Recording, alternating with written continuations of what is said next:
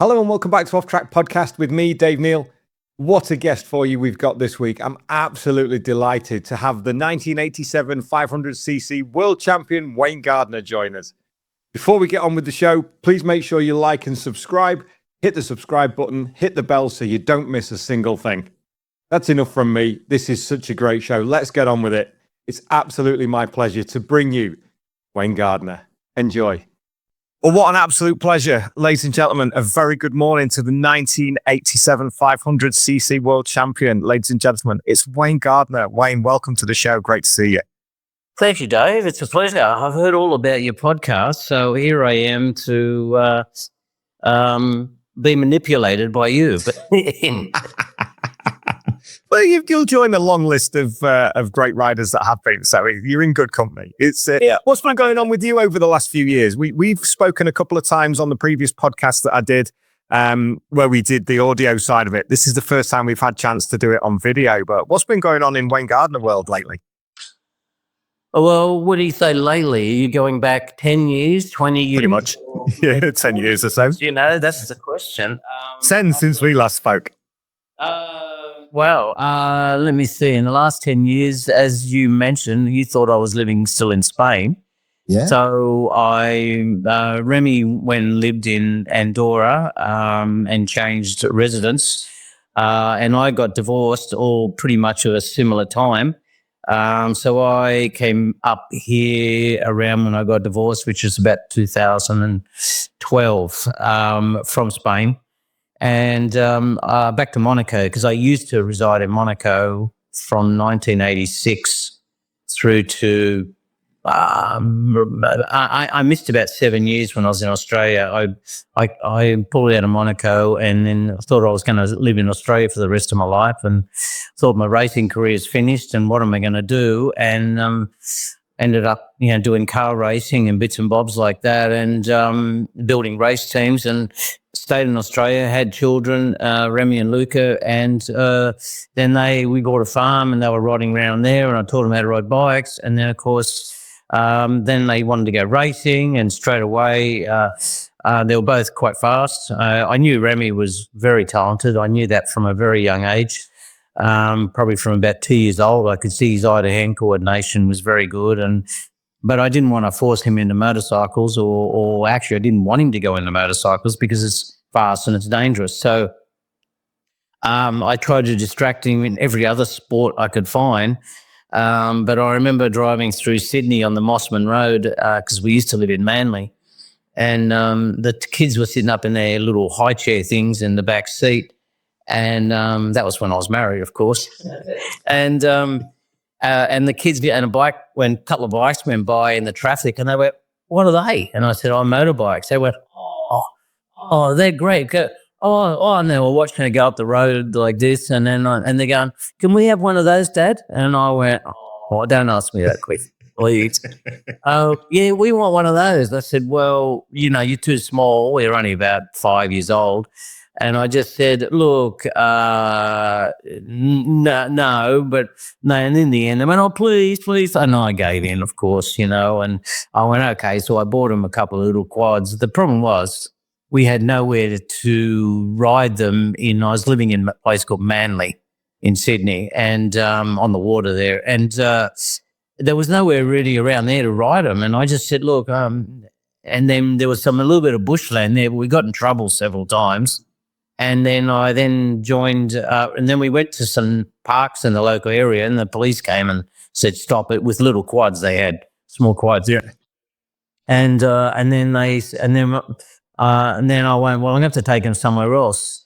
And I said, before then, so I went and bought a farm down the coast. I bought a 160-acre farm, and ended up breeding cattle and whatnot. And then, of course, I taught the kids the basics there, and then they wanted to go racing, so then they went up and we joined the mini bike club in St Ives, which is on the outskirts of Sydney on the northern side.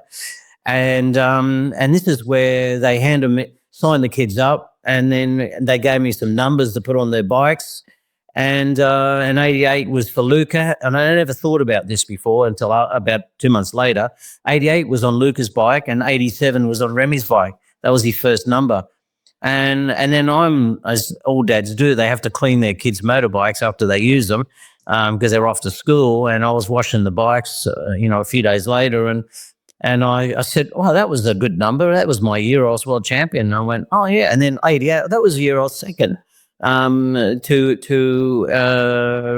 Eddie, and then I went, "Oh wow, that's coincidental. That's their first numbers, So those numbers stuck. In as particular, Remy still riding with number 87 in World Superbikes and been in MotoGP and Moto2, et cetera, et cetera. So that's how that saga all started. Because I got divorced, and then I immediately came up back to Monaco because I was single. The kids at that point were living with me down in Spain temporarily. They started leaving and doing their own thing, and so I went back to Monaco as a resident back in 2012, I think it was. So I've been here a number of years again. So in total, I've been in Monaco about 40 years, so which is a long time. It is, and it's it surprised me that because it's amazing how time flies, and you think it was only like a few years ago, and then here we are, all of a sudden, time and tide waits for no man. Yeah, I find it hard to believe when, I get invited to Phillip Island or anywhere and go, it's 35 years since you last won the World Championship. And I went, no, that can't be. Where did 35 years or 40 years? And I go, really? I said, that's hard to believe. So time, the most precious thing in life is time. It's not money. It's not health or anything. It's about money. It's about time, and it's about health. That's the two most important things in our lives. And unfortunately, time goes way too fast. And when I was young, I used to sit down and calculate, I've got about 15,000 days to live. Then you carve that down into half because you're sleeping half. And then you go, geez, I've only got 7,000, days on to go out and play and have a good time. So I used to calculate this stuff at a young age, only because I'm a lunatic, So I'm a distorted and twisted kid, when I was young. So I was always, because I was born with an inquisitive mind, and my mum used to always remind me about this. Unfortunately, my mum passed away 8 years ago, but she said everything my mum and dad bought me for Christmas, toys, from the youngest age, from 2 or 3 years old, I would pull it apart, press it to watch it work or mechanical or whatever, and then I'd pull it apart and spread it around the floor to understand how it works. And I've been like that ever since, and I'm still like that, which we'll talk about more soon and what's happening in my life. So, yes, I have a very inquisitive mind, and I must find out how does it work. In fact, my mum reminds me when I was a teenager, 10 or 12, they got a brand new lawnmower, and I went, how do these really work? And when they went out, Dad went to work and my mum went to work, I was kicking around in the garage, and I looked at the mower and I went, how does that really work? A pull start, how does it work? So I stripped the mower down to nothing, and then I pulled it apart. I went, oh shit, I don't have a manual to put it back together. We'll just have to try because they're coming home in a few hours. I better start piecing it back together. And I've assembled it all, and then I've got a handful of parts left in my hand going, where do they go? And I went, oh shit, I'm in trouble. Well, before that, I better check see if it starts. I pulled it and it started and it ran for years. And I don't know how to do that. I don't know. I only told my mum just before she passed away, she goes, oh, you're a little bugger. She said, you're always doing the same thing, always up to no good. But always had an inquisitive mind, I have to know how things work. So that's how I am, where I am, So. Fabulous. I had the identical conversation with a fellow Aussie, Josh Brooks, back in October. And Josh he said exactly the almost word for word. He would get gifts and he would understand mechanicals, and he would literally just take them apart to understand how they worked.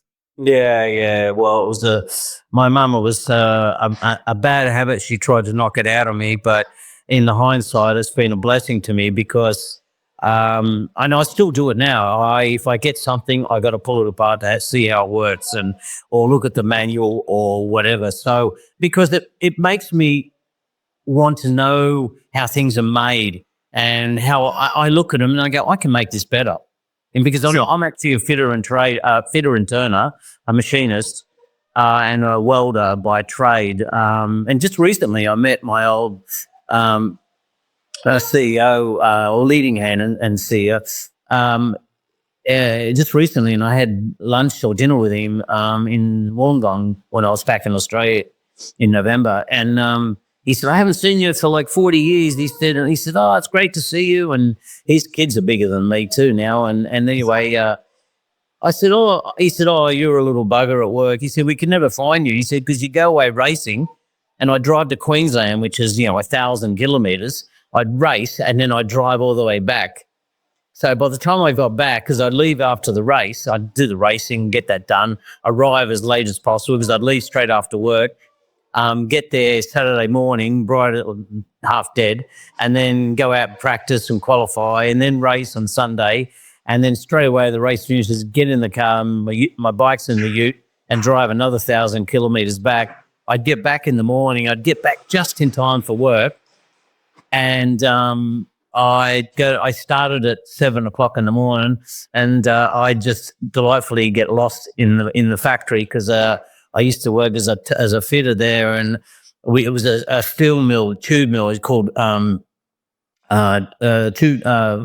tube makers, and they used to bring in coiled steel and unpeel it in the mill, and then it rolls it up and cuts pieces off, and then seam welds it along. So I used to run the mill for them, like keeping it going.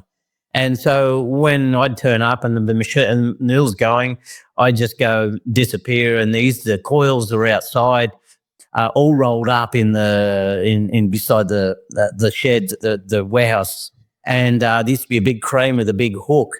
I mean, each coil probably weighs 10 or 15 ton. It's pretty heavy. And I'd crawl up inside because in our summers it was really hot. And I'd get in there and it was real cold. It's like a fridge. But the trouble was, and I'd go to sleep and the crane would come along with a big hook and bang, bang, bang. And I hear it, and I'd look up and it's coming inside the coils, the steel with me laying there sleeping. It disappeared. So I come running out, and the crane driver used to laugh all the time because I go scooting out and shitting my pants, So, and then, but they never told the bosses. They said, "Where were you?" "Oh, I was around the back somewhere, goofing off," So, looking at something outside, fixing the forklift or whatever. So, yeah, and that the trails of an apprentice fitter and turner. It's incredible, but that gave you such a grounding for the career that you had ahead of you to not go back to that, because you tasted real life before you became a pro rider. And if there's anything that can stir the soul not to go back to clocking in and out and to chase the dream, that's got to be it. Yeah, you're right. You're exactly right. I knew being a fitter and turner was basically just going to work at the steelworks in Wollongong, where I come from. And that's what I was programmed to do and where I will be. But I was still racing at the time. I was racing in Australia. I was racing against a couple of guys, my same age, Geddes and John Pace, and they're two, really fast guys, and they never had to work. They had good sponsors and had wealthy fathers. They could just work for them, but I had to go out and get an apprenticeship, which my mum forced me into, which taught me a lot, taught me about machining and understanding and measurements and so on. So it was actually a good thing for me in the end, but I didn't like it, but I did it, So, and then the day that I finished my trade, or the end of the trade, the 4 years, the big boss, CEO, came to me. He said, "Oh, Wayne, the electricians got put off, and everyone's going to go out. They're going to go and go out on protest because you're still here, and they think you're doing nothing. And so we're asking you, will you leave? We'll pay you some money to leave." And I said, and I didn't want to stay there anyway. And I said, bargain, because I was going to leave anyway. And so I went and got a payout. I got about $3,000 or $4,000 to pay out at that time. I was getting paid per week $47 a week. That was my wage. And so I said, oh, yeah, I'll take that. It was $3,000 or something. I said, yeah, I'll take that. So I went home and I went, what am I going to do? And then the two other riders, Geddes and Pacey, they went overseas that year and were doing quite well. And I knew I could beat them if I had a bit more time and focus rather than try to do a job, as well. So I went, I'm going to go and buy a ticket and go over and see them because I'm quite jealous of the success they're getting. And I can do this. So I went over there, and nobody knows this, but I went over in 1980 and I linked up with a guy in Wollongong. His father lived over in just near Donington Park. What's it called up there? Derby or Leicester? Leicestershire. Leicester, yeah. And I've got Derbyshire. And I said, oh, yeah. So I didn't want to go. And my mum says, no, you got to go. And I said, no, here's the ticket, Mum, you go. Or someone. I tried to give my flight to somebody else. And I went, I'm not going. I got shit scared. I was only about 20 years old or something, 19, 20. And I went, 19, I think. And I said, I don't want to go. I was panicking because I'd never been on a plane before, firstly. And secondly, I'd never been outside of Australia. So I went, oh, no, I don't want to do it. I was all brave and bravo before. But when they come to that position, I'm going, no. My mum's going, you got to go. You don't want to waste the ticket. I don't want to waste the ticket. And I tried to give it to somebody and they didn't want it. And I went, my mum goes, go. If you don't try, you never know. And it was the best thing my mother ever said to me. And is if you don't go and try things, you never know because you'll hate yourself forever if you don't. And so anyway, I got ready to go on this flight. My mum packed me a ham sandwich because she doesn't know that they feed you on the plates. And so I got taken up to the airport and I was in tears. I didn't want to go and pushed me on the airplane. My mum did and dropped me off. And then I got on the plane. I'm sitting there and I'm bawling my eyes out and looking out the window and I'm on this huge plane and some old gentleman, elderly gentleman come and sat next to me and said, what are you crying about, son? I'm Harry. I said, oh, hello, Harry. And he goes, well, what are you crying about? I said, oh, I'm leaving. I've never been away before, And I said, yeah, stop being a big baby. So grow up. Come on, get your shit together. And all right, it's not that bad. You're going to another country. Yeah, I know, but I've never been there before. And, well, then get your act together. It's like, sharpen yourself up, Stop being a crybaby. Okay, sorry, you're right. And it stopped me, and then that was it. I was away. You know what I mean? That was the moment. So still carrying my ham sandwich. I realised after that I didn't need a ham sandwich on the aeroplane.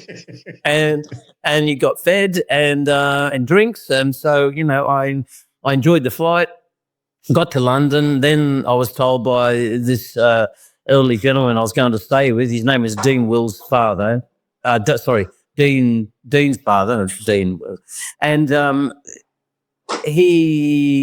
called him and he goes, I didn't have a mobile phone then, by the way. I called him and said, oh, I'm at the train station. Okay, laddie, just get on the train and I'll see you at the station and I'll pick you up and you can come and stay with me. So I did that and got up there and wearing my shorts and stubbies and as my short shorts and my thongs and T-shirt and typical young kid with no style and so on, although I'm not much style today, may I say, so okay.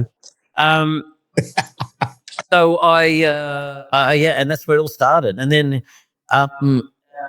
Dean's father then introduced me to, his name was Morris, that's right. Morris then introduced me to the other Aussies over there, which was Graham McGregor and Jeffrey Sale and Murray Sale and Warren Willing, and there was like a community of them, and they went, oh yeah, hey, we've heard about you, good to see you, and I'm like in awe of these guys, going, wow, I want to be a GP racer like these, and then I was just like in heaven, and then they said, oh, we're going over to the Isle of Man to race. Do you want to come? And I went, oh, can I? And they went, yeah. So they said, but you have to get in the back of the van. So it was a Mercedes van. So I had to ride the whole way there in the back of the van.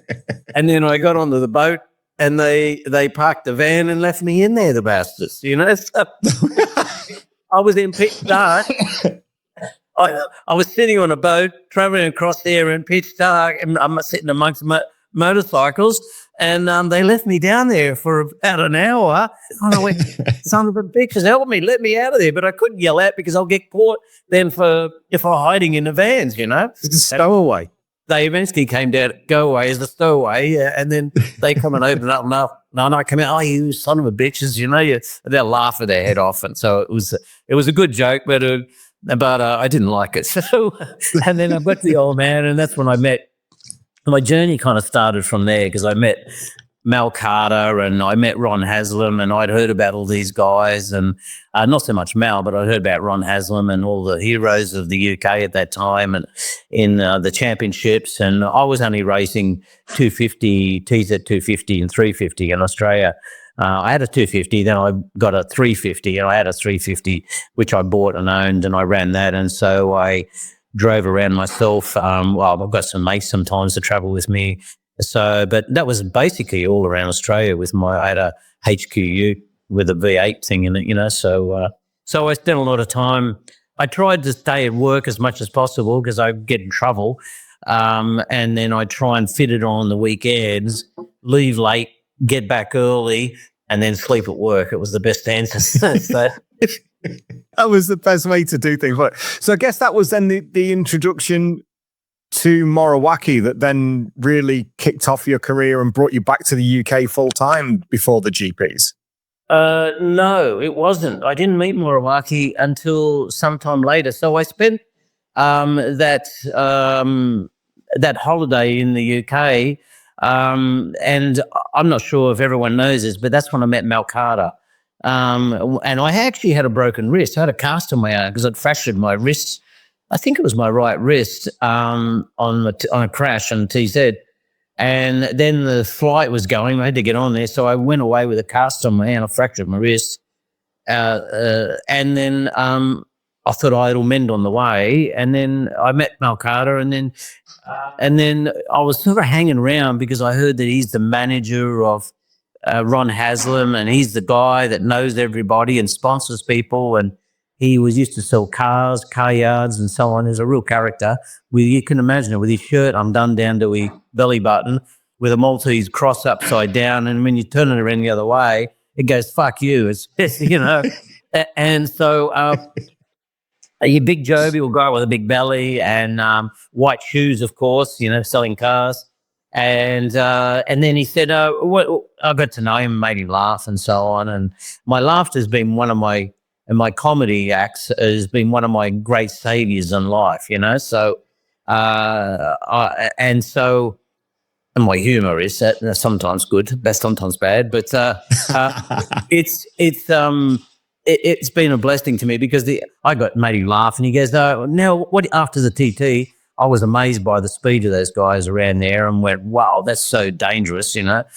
And then he said after Ron's onto the weekends, the TT races, he said, what are you doing now? And I said, well, I've come with Jeffrey Sull. And he goes, well, can you drive a truck? And I went, yeah. I didn't have a license. I'd never driven a truck. He said, an Arctic lorry? I said, yeah, I can drive one of those. Yeah, sure. But I come from a trucking family, you know, my dad's a trucker. So I've driven his around the quarry a couple of times, and but not a big truck like that, you know. And I said, yeah, I can drive that. Your license? Oh, yeah, I've got one of those. Not. And then he said, well, can you drive the truck? We're going up to Knock Hill. I'm going to catch a ferry with my car and the truck and the transporter and whatever. And well, let's drive up. We have to stop at one night in a pub on the way and have a sleep because it's too far. And then we'll travel the rest of the next day. I went, yeah, okay, I'll do that. So I got in the truck and had no idea, you know, how to drive it, and to drive it off the boat, and off we go. Drove it up into the off the boat and up to Scotland, you know, and then and you said, and come back, yeah, and the cleaner. It's okay. I could see her in the background. Yeah,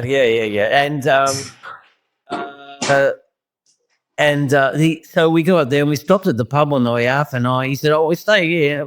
We're going to have a sleep and a drink tonight." And I went, "Oh, okay." So we go in there, and then Mal drinks whiskey like it's water, you know. And I go down there and he goes, here, son. I used to call me the wanker. Hey, wanker, you know. Here you go, wanker, drink this. And I went, what's that? Oh, whiskey. I said, no, I don't drink whiskey. I've never had it. And he goes, no, you're going to have it. You're going to have it. Try it. And I went, and I had it. And I went, oh, my God, I'm going to vomit. How's that? I said, oh, really nice. Oh, you want more? And I'm like, going to keep him happy. And I said, yeah. I said, look, do you like it? I said, oh, it's okay. You know, I'm just getting acquainted with it. So he just kept filling my glass all night. And then I went to bed blind drunk. And I went, I got to go to bed. Sorry, Mel, I can't. And it was up like 2:00 in the morning. And I was spastic. And I'd never been like that, you know. And I went, oh, my God. I woke up in the morning, the hugest hangover. And then I'd climb in this truck, a big Arctic lorry, and drive it up to Knockhill. Anyway, I got up there and he says, okay, son, you can work for us today. Okay, get the bikes out and so on. I said, okay. So I'm pulling out, and Ron had his TZ 750, and and Donnie Robinson was the other rider they had there, and he crashed at the TT. And he said, oh, you can repair the bike and and then these guys are going to do some practicing. And I said, and he goes, you know, if there's enough time, I said, at the end, if we finish early, is there enough time for me just to have a little go? And on one of the bikes, he goes, yeah. And I was thinking it was the TZ 250 because I wanted to show him that I could really ride, you know. And I took my leathers, by the way. I had them and I had a broken wrist. And he goes, okay. So I'm spannering for them. And then at the end of the day, Ron had been riding his TZ 750 and Donnie came in, and Donnie didn't want to ride anymore because he had a headache and whatever and had blackout spells. And then he said, okay, now, son, I said, Mel, can I have a ride? And he goes, yeah, okay, reluctantly. And I said, he said, put your leathers on and hurry up. So I put my leathers on and I had a cast on and he said, what are you going to do about that? And I said, that's fine. I just got some snips and cut the cast off. And he said, are you sure? And I said, yeah. I said, I don't want to fall off. I said, but, you know, it'll be right for a little play. So I got on the bike and I went out of pit lane and I couldn't shift it. I'm going, why hasn't it got any gears? And I'm looking down and I come in, I go, where's the gears? There's got no gears. He goes, you're an idiot. You're an idiot. Well, I said, why? It's a right-hand gear shift. And yes, right-hand gear shift and left foot brake. This is how Ron rides it, like the really old bikes, like classic bikes. And classic bikes. Oh, the shift's on the right side and it's reverse shift. I went, oh, my God, this is a nightmare. And he said, oh, can you change it? No time.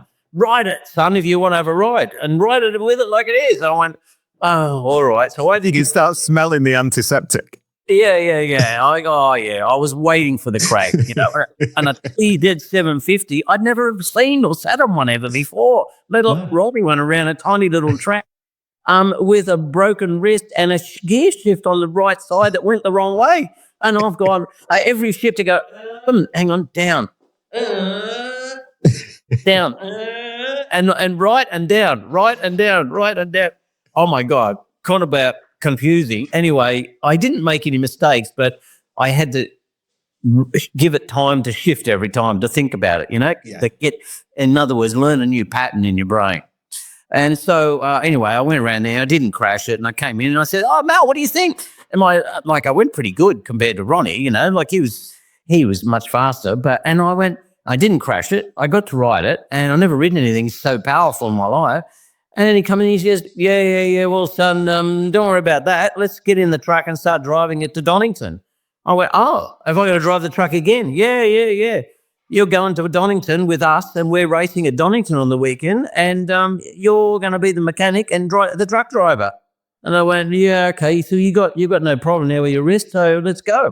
So off we go and I drove the truck down there and then I was spannering for Donnie and Ronnie and in the end, Donnie Robinson did some practices and he put it on the front row. He's fast. But he was having blackout spells after his big accident at the TT.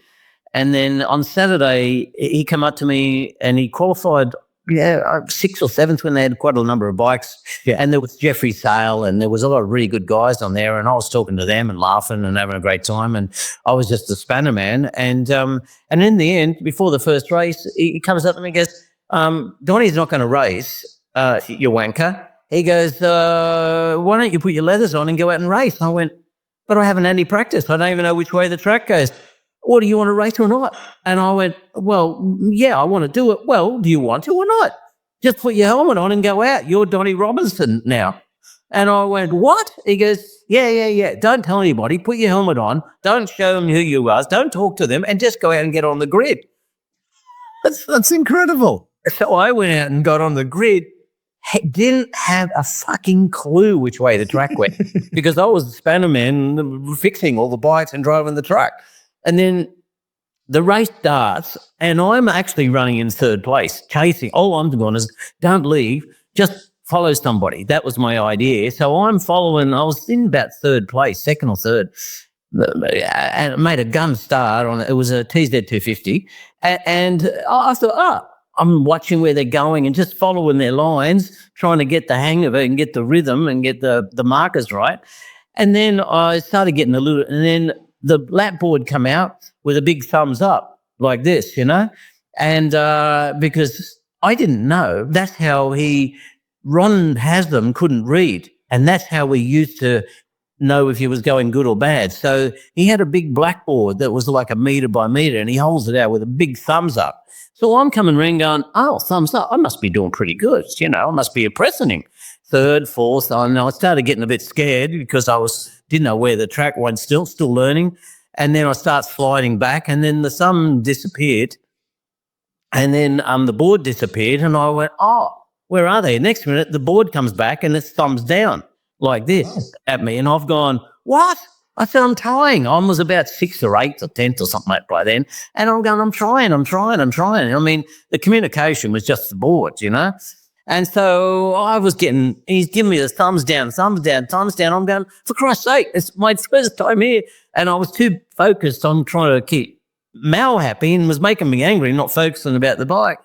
And anyway, so I eventually, I go further back past 10th, and I was back around, I finished about 13th, 12th or 13th, which as the last few laps, I started going away. And so then the board disappeared, the thumbs down.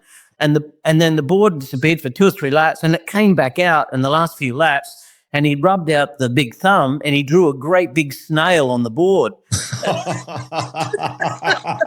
This with its snail with antennas, with a big house, like a curly snail's shell on the back of him. And it's a big snail. I'm going, what the fuck is that? And I'm trying to see what it is, and it's a dirty, great big snail. He drew on this board, and I was so pissed off and so angry. And every time I come around, I didn't care about the result. I was giving it to him with the finger all the time. Fuck you, Mel. Anyway, I finished 13th or something, 2 or 13th, and I come in, and I was really impressed. Out of about 40 riders, that was not bad, I thought. It's not bad for your first time. Yeah, and I come in, and I was quite proud of what I did. And I said, Mel, what was all that about?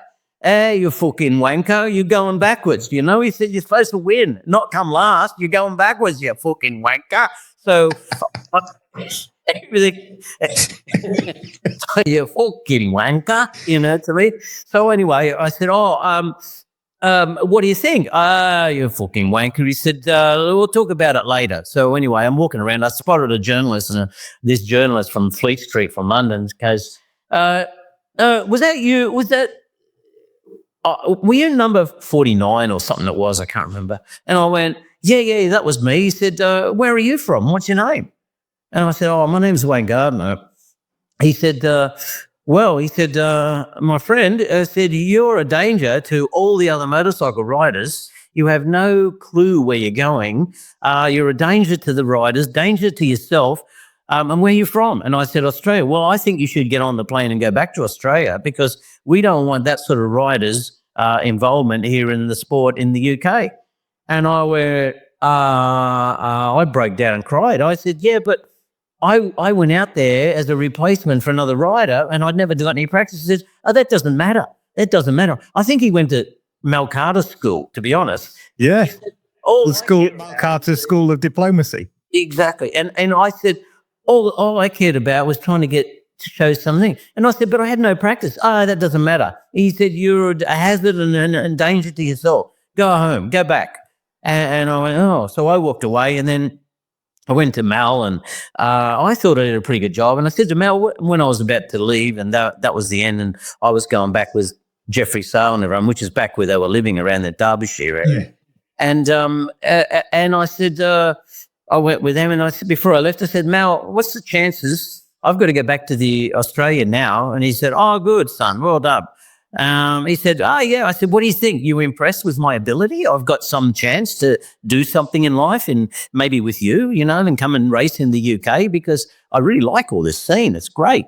He goes, yeah. No, I've got you in mind. And I said, he said, why don't you go home until I lived with mum and dad. Why don't you go home and sit by the phone, and I'll give you a call soon when I know what my plans are. And he said, but I'll include you in them. I said, oh, wow. I thought, wow, that's pretty impressive, that'll be great.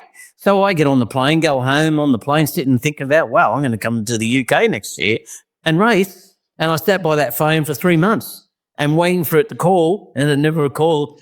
So I learned my lesson.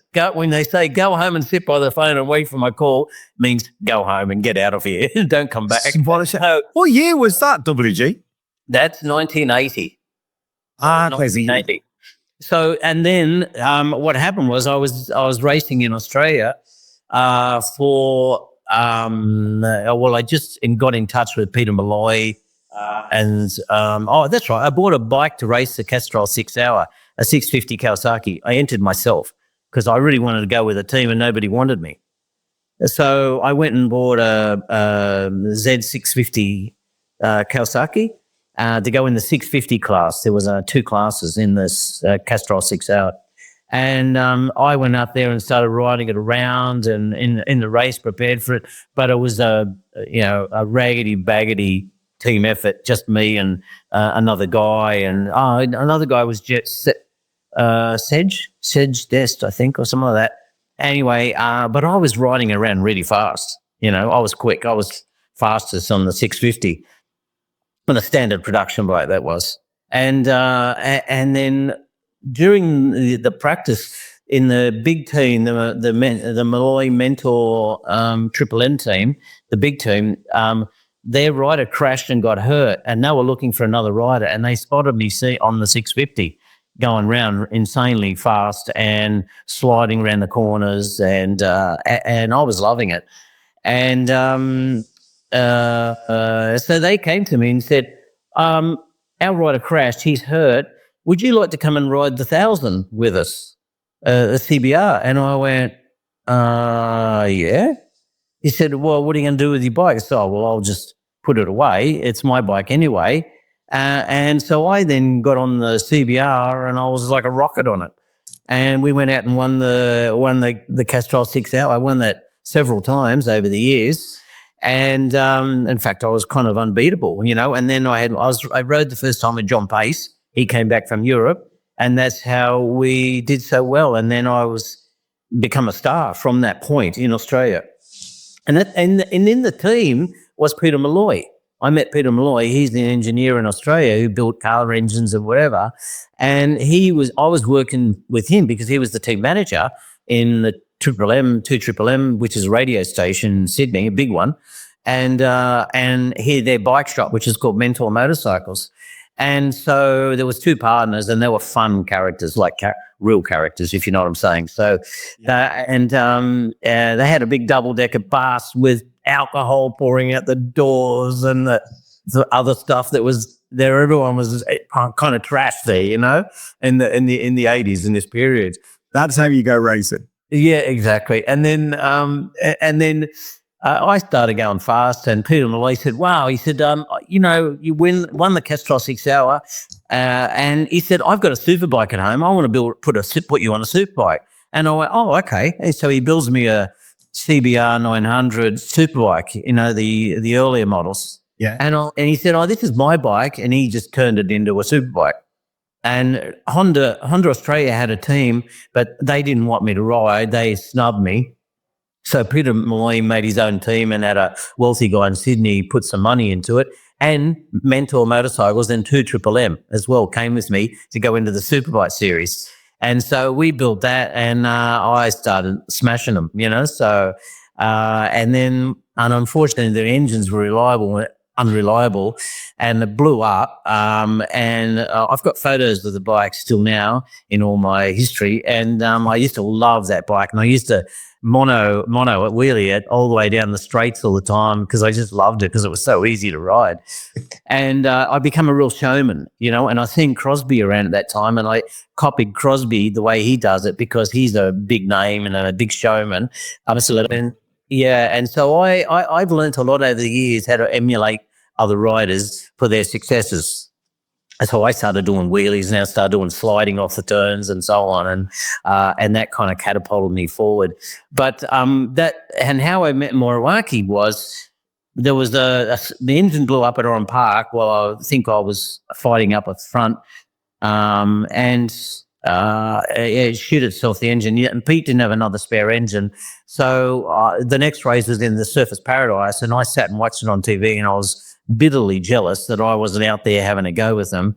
And so I rang Peter Malloy and I said, look, there's one more race to go at Sandown in Melbourne, Pete. How about, can you find, he had two bikes. He said, I think, can you melt the two together and get an engine together? And he goes, oh, let me look at it.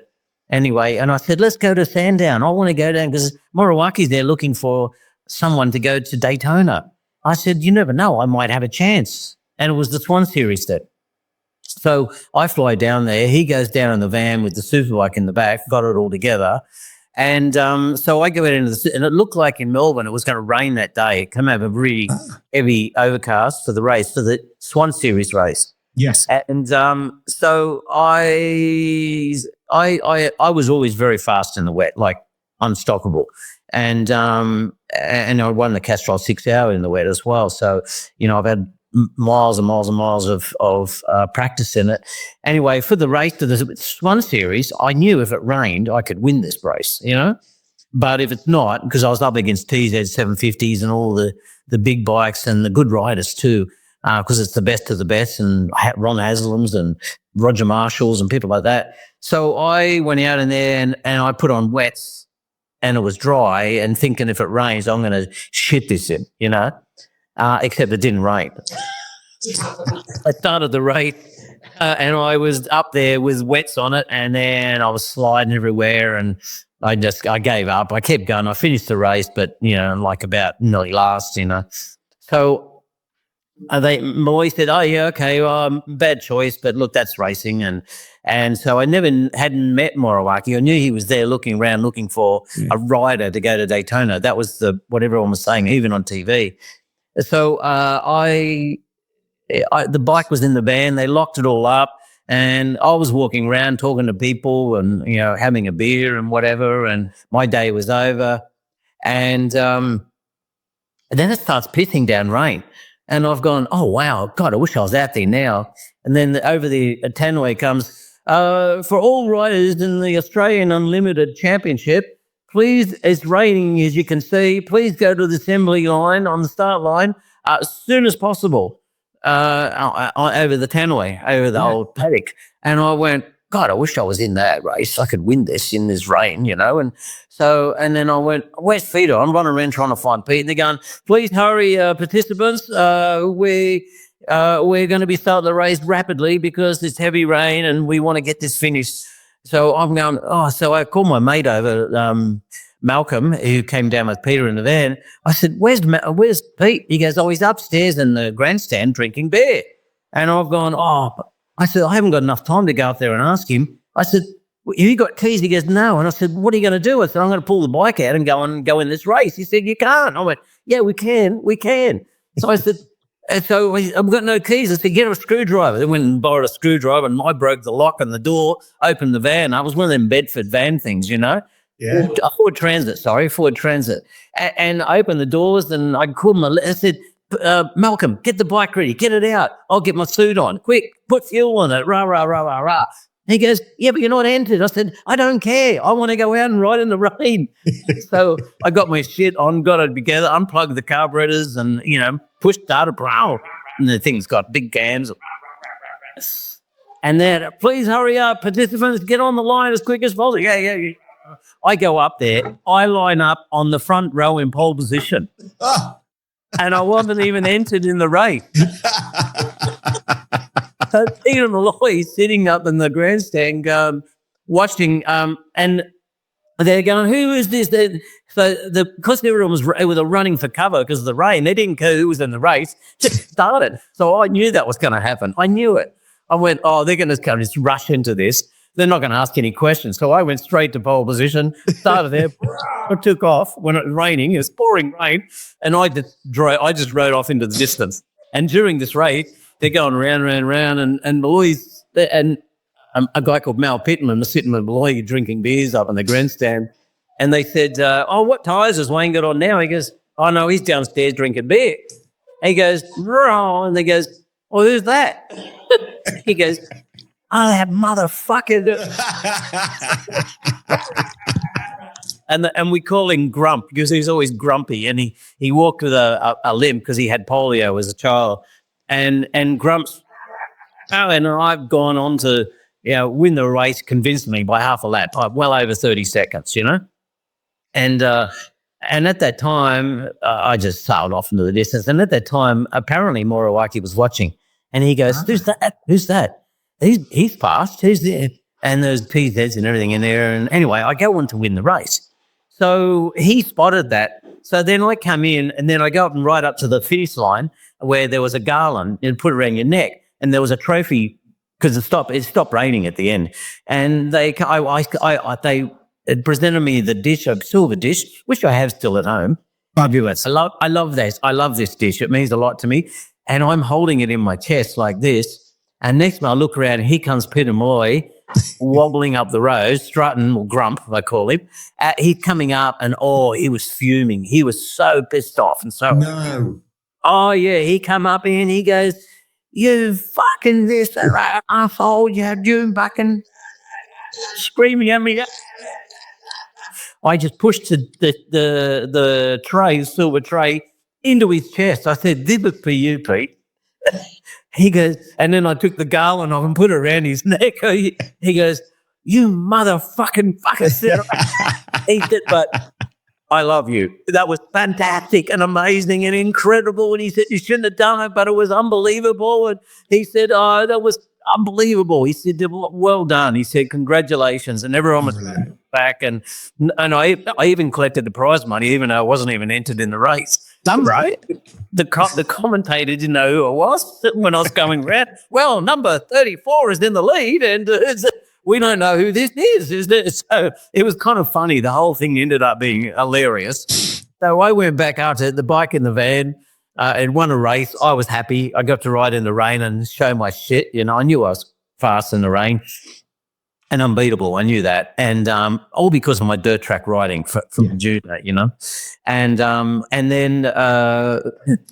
then we're standing around having a beer, and another guy came up who has the Moriwaki distributorship in Sydney, Ross Annan. His name was, I can remember the name's good. He's doing well.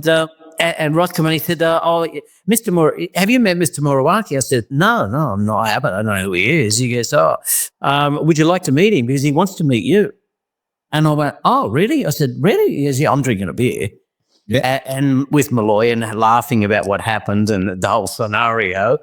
And don't you ever do that again, Malloy says to me. I never did. So then, and then Ross Hannon brings up Mr. Moriwaki, who never spoke any English, and he wanted to meet me, apparently, and he wanted to shake my hand and just to say hello and get a juice. And he says to me, "Oh, Wayne son, you're too fucking fast. You are too fucking fast." I'm a very good rider, too fucking fast. And I went, "Oh, thank you. And it was nice, and met him, and he left then. And then I went back to Sydney, and then about a month later, maybe 2 months, a month and a half later, Crosby rings me because he lives in New Zealand. Crosby rings me from New Zealand. He had my number. And because I used to love hanging around Crozzo because he was my hero, you know. And Crozzo rings me and says, Mr. Moriwaki's contact me and he wants to know do you want to go and ride at Daytona in 1981 next year? And I went, let me think about that. Yes, of course I do. So I said, I have to go and ask Pete Malloy. I said, so I went and asked him, I said, Pete, I've been asked to do this. He goes, well, I'm building you a superbike at the moment. And I went, oh, okay. He said, we're going to do the Superbike Championship next year with a good bike and a new CBR, you know, the CBR 1100 or whatever it was. And I said, oh, okay. And I said, but I've just been asked to go and do this. I said, I got a good idea. Why don't you come with me to Daytona? He goes, oh, I would love that. I said, yeah, let's go. See, I'm sweet too. I gave him a sweetener, you know. So he goes, yeah, let's go. So once we head to America, I go in shorts and T-shirt, you know, and thongs. And then we had to go to a presentation before I was practicing and I was fast, you know, I was up there with them. And I was on the grid with, you know, Eddie Lawson and Freddie Spencer and Schwantz, I think. It was also there was there was a number of really good riders. Wes Cooley, there's the other one. Wes Cooley. Yeah, and I started, you know, riding around and got used to it. Got onto the grid, and I went, whatever happens, take a photo of me on the grid with this, you know. So I was just happy to be there. Sure. And Moriwaki built a superbike, sent it there just for that one race. And then the idea was for me to go. So I ended up finishing fourth in the first time I'd been there, which was an amazing. And I was shocked. And behind, not far behind my heroes, you know, and I used to read about these guys. So for me, it was my amazing journey, what happened. So then, and then I raced in the 200 against Roger Marshall, and we got to know him. That's where I first met Reg, you know, Reg and Jane. And so at first I didn't know who Roger Marshall was and what his history was, and I didn't know anything about it, you know. So I was a little bit cold with Roger in the beginning, but I didn't. He remembers that bit fondly. Yeah, and because I was timid and shy. I'm not like I was now. I was a shy kid, you know. And my mum told me, snap out of it and show your personality. That was another lesson my mum gave me. And I learned that when I arrived in the UK on that first trip, because I had to go out and ask people, where's the train station? And I never used to ask people. And then that got the confidence up, and that's how it's all that. Now you can't stop me and shut me up, like particularly right now. But so anyway, at the end of the race, I got fourth, got some good results, and then Moriwaki came to me at the end. He said, we've been trying to sell the bike. We can't get rid of it. The plan is to sell it in America in the superbike races so that another American use it. Yeah. And I went, yeah. He said, so because you've ridden it so well, I've decided that let's send it to the UK and we can maybe sell it over there, and you can go over and do the first race at a place called Cadwell Park with Roger, and you can stay with Roger at his house. And Roger goes, yeah. So I've gone over there and stayed with Roger, and he's taken me around in the Ford Granada, around there and teaching me the track at Cadwell Park, which is just up around the corner from his house. So I was having a good time and got to know Roger. We become best friends and best friends ever since. And then I come to the first race, and I'm riding the big stupid superbike, sit up and beg bike with no sound, nothing. And I've gone into the race, and I said, whatever happens, get me a photo of this, because I'm only doing one race meeting, and that was Cadwell. And so I went, okay, and I go and start, and I started following them around, and I was around about fifth or sixth, and I start pegging them back one by then. I could see Crosby leading the race on the GSX Suzuki factory bike, and I'm going, oh, Joe, there's my boss up there, because he was part owner of the UK Moriwaki dealership. So, and I chased him, and I start chasing him. I look behind, and Dave Potter's coming, and I'm going, oh, shit, I better go a bit faster. So I go faster, and I could see he was coming and catching me, Dave Potter, and I started catching Crozzo, and I caught up to Crozzo, and I'm going, hurry up, Crozzo, because I want to get second, hurry up. And with the last few laps, 3 laps or something from the end, I went, oh, he's going to overtake me. I'll pass Crozzo, and then he'll come by me. So I passed Crozzo, my boss, And I thought, yeah, and then I'm waiting for him to, and I'm riding as hard as I can in the last few laps, I'm waiting for Crozzo to pass me because his bike's faster. And I'm waiting, and I've been on the last lap, shit, I don't think he's going to make it. I might win this. And I then put my head down and kept my elbows wide. I'm not letting my boss beat me. I'm going for it. And I ended up going over the line. And I didn't know it was Crozzo was next to me, Ron Haslam, I think Roger Marshall, Dave Potter. We all went over the line, about 5 over the line, within a bee's dick of each other. And I won, and I couldn't believe it. And everyone was screaming up and down, and I'm going, no way I won that race. You know, I was just elated. And the media went mad, and I was on the front of motorcycle news and newspapers, and where's this kid come from? And I went there just to try and sell a motorbike. I ended up, then I went out and went really good in some other races. I didn't win. I think I did win some more races. Yeah. And also I had a Formula One bike, Moriwaki's there. And that was for another rider. And then they said at the end of it, I was leading the championship, Motorcycle News Superbike Championship. And I went, you realise you're leading that championship? And I got like £2,000 or something at that point. And I went, oh my God, I've just won the lottery, you know? So, and then they come back to me and said, and then I rang Peter Malloy and I said, Pete, guess what? I just won. Oh, unbelievable, amazing. And I said, but I got something else to tell you. I said, they've asked me to stay to do a couple of races more. I said, should I do that or do you want me to come back? Oh, no. Well, no, I want you to come back because I'm building this Superbike and it's ready. And I said, oh, okay. I said, but can I stay for a bit longer? He goes, oh, all right, stay. And then come back and make sure you get on the plane. I've got everything ready and I can't wait to hit this championship, you know? And I said, okay, because I was riding good at that time. Absolutely. So I went out and did then Donington and a few others, and I'm still up in the lead of the championship. And they went, we don't want you to go home. The Moriwaki said, we want you to stay here. And I rented a house then over in Colville near Donington. Yeah. And I had the Japs living with me. I had Moriwaki and the mechanics and everyone living with me with Donna and myself at that time. And I ended up staying the whole championship. And I had to ring Malloy and said, Pete, I'm not coming back. You fucking this and fucking that and you fucking asshole and whatever. And I said, Pete, I'm really sorry. He goes, no, it's no problem. He said, you deserve it. I wish you good luck. And he said, make sure you win. He said, I'll be very proud of you if you do. So he supported me in the end, but he said, I'll get John Pace to ride the bike, I think it was. He had a plan B, didn't he? Yeah, he had a plan B, just in case. And you always do.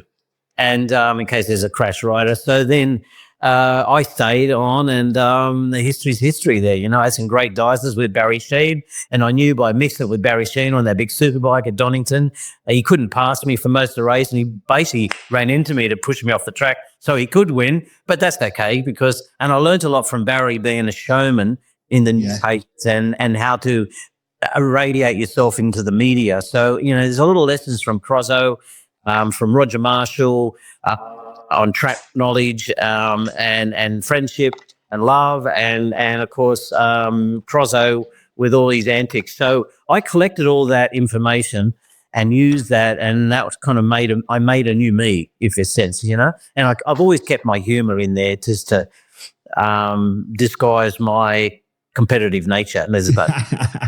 One thing you've always been is determined, but that sense of humour side of it, and I think that misses a lot coming forward to modern day racing. Riders aren't allowed to be themselves anymore. And I find that such a disappointment because characters are what make the sport over the years and what brought me into it as a kid, and yourself and Barry Sheen and Reg and, you know, you guys, all the great riders all had character. Yeah, maybe not Eddie Lawson in his own way. He had his character, but, you know, things started to get a little bit different in the 2000s, but Valentino, the last of the great entertainers, really. Oh yes, absolutely. You know, Vally's probably been the greatest entertainer. You know, he's an exceptional showman, but you know, he lived in the sport with his dad. You know, so I'm not, and my mum and dad can't even ride motorbikes, so couldn't. So I just had to learn by myself. Nobody taught me how to ride. Nobody. I taught myself. I didn't have a mentor or anything like that. I had sheer determination and commitment, and I don't give up. I'm one of these guys that I fight till the very end, because I don't want to regret that moment by not trying, so I fight hard and fight as hard as I can, sometimes too much and crash, but sometimes, I've pulled off some amazing miracles, so when I've been riding with my results, winning at Phillip Island with a broken wrist, Yeah, absolutely. Well, that was the epitome of it. We'll come to that later on, because that was absolutely the epitome and the one of the rides that really it described your career in one race, didn't it? Yes, it did. Yes, yeah. In that, I mean, one thing I want to just touch on before we move on to when you move on to Honda Britain, Oliver's Mount. There's some great photos of you. You actually rode Oliver's Mount. Was that 80? That was 81 as well on the Morawaki, wasn't it? On the Morawaki, 81. Yes. What was that like? Because I've been a few times up there. It's sketchy at the best of times. Yeah. I actually got a funny story there too, as well. That was my first time there because they were paying start money, if I remember, back in those days in 81, and it was the end of the year, and Roger said, I'm going up to Oliver's Mount, and Sheeny was, and Stavros, and all the riders. And he said it's a small road course, narrow, and it's around the kind of side of a mountain. And I went, oh, he said, but they're offering you start money and appearance fee if you want to go. And I went, oh, how much? And I think it was like £1,000 or something, or down 1,500 or something like that. Good money. And I said, what do you think, Roger? He said, oh, you go pretty good on it. He said, you'll like it. I went, okay, so I'll do it.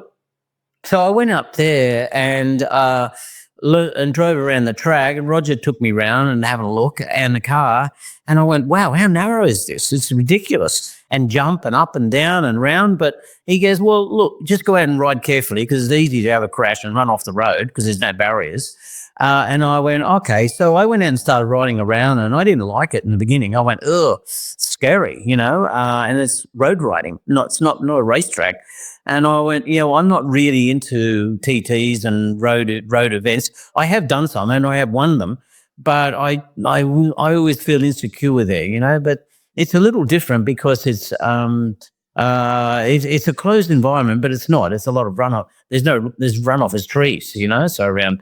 So anyway, I went into the first race and I made a good start. In fact, I was leading the race on the big superbike ran in. That was an ideal bike for that bike for that course because it was like a big wrestle bike. You're wrestling it around. So I was there up against Sheeny and Roger and everybody, and I got into the lead, and I had all these guys behind me, and I've seen photos of Barry and Dave Potter behind me, and I'm in this big superbike going round that hairpin at the top. Anyway, they eventually got past me. I was kind of trying to hold them off, but I couldn't, and the weight of the bike wearing on the tires. So they came by, and I thought, I'm going to come back and have another go. So I was trying to come back, and I braked really hard into that hairpin up at the top. I don't know if that's called. And around the outside of that corner was a wooden paled fence, like a cattle type fence, Still there. It's still there. Oh my God! Well, it wasn't. Well, a version of a timber fence is still there. It hasn't changed much. Oh, really? Well, I braked really hard, and I remember losing the front, and I went down there, and the bike and me just took off, separated, and the bike went through the fence first, and there was a little old lady sitting behind the fence on a little deck chair, like a little beach chair, sitting there looking between the two big palings and looking at the races. I didn't see her until after the carnage. And so a bike went down on us the front. The bike shot through the fence, took out the fence and the post and everything. It's a big, heavy bike. And it bowled her over behind the fence, and the fence had hit her. She went arse over head, and she went rolling down the end of the scrub with the palings and the bike, and I went through it as well. And then I kind of stopped and went, oh, I'm okay. I'm looking around, and then I see this elderly lady, probably like in her 70s, laying there crying and with grass and sticks and wood and at the top of her and motorbikes and everything. And I went, oh my God, I got up and I'd run over there, and I've gone and I'm trying to lift the bike up, and the marshals came and said, "Oh, stand back," and I was okay, fortunately, and they got the bike off and out of the way, and the fence palings off her, and then she miraculously she was okay.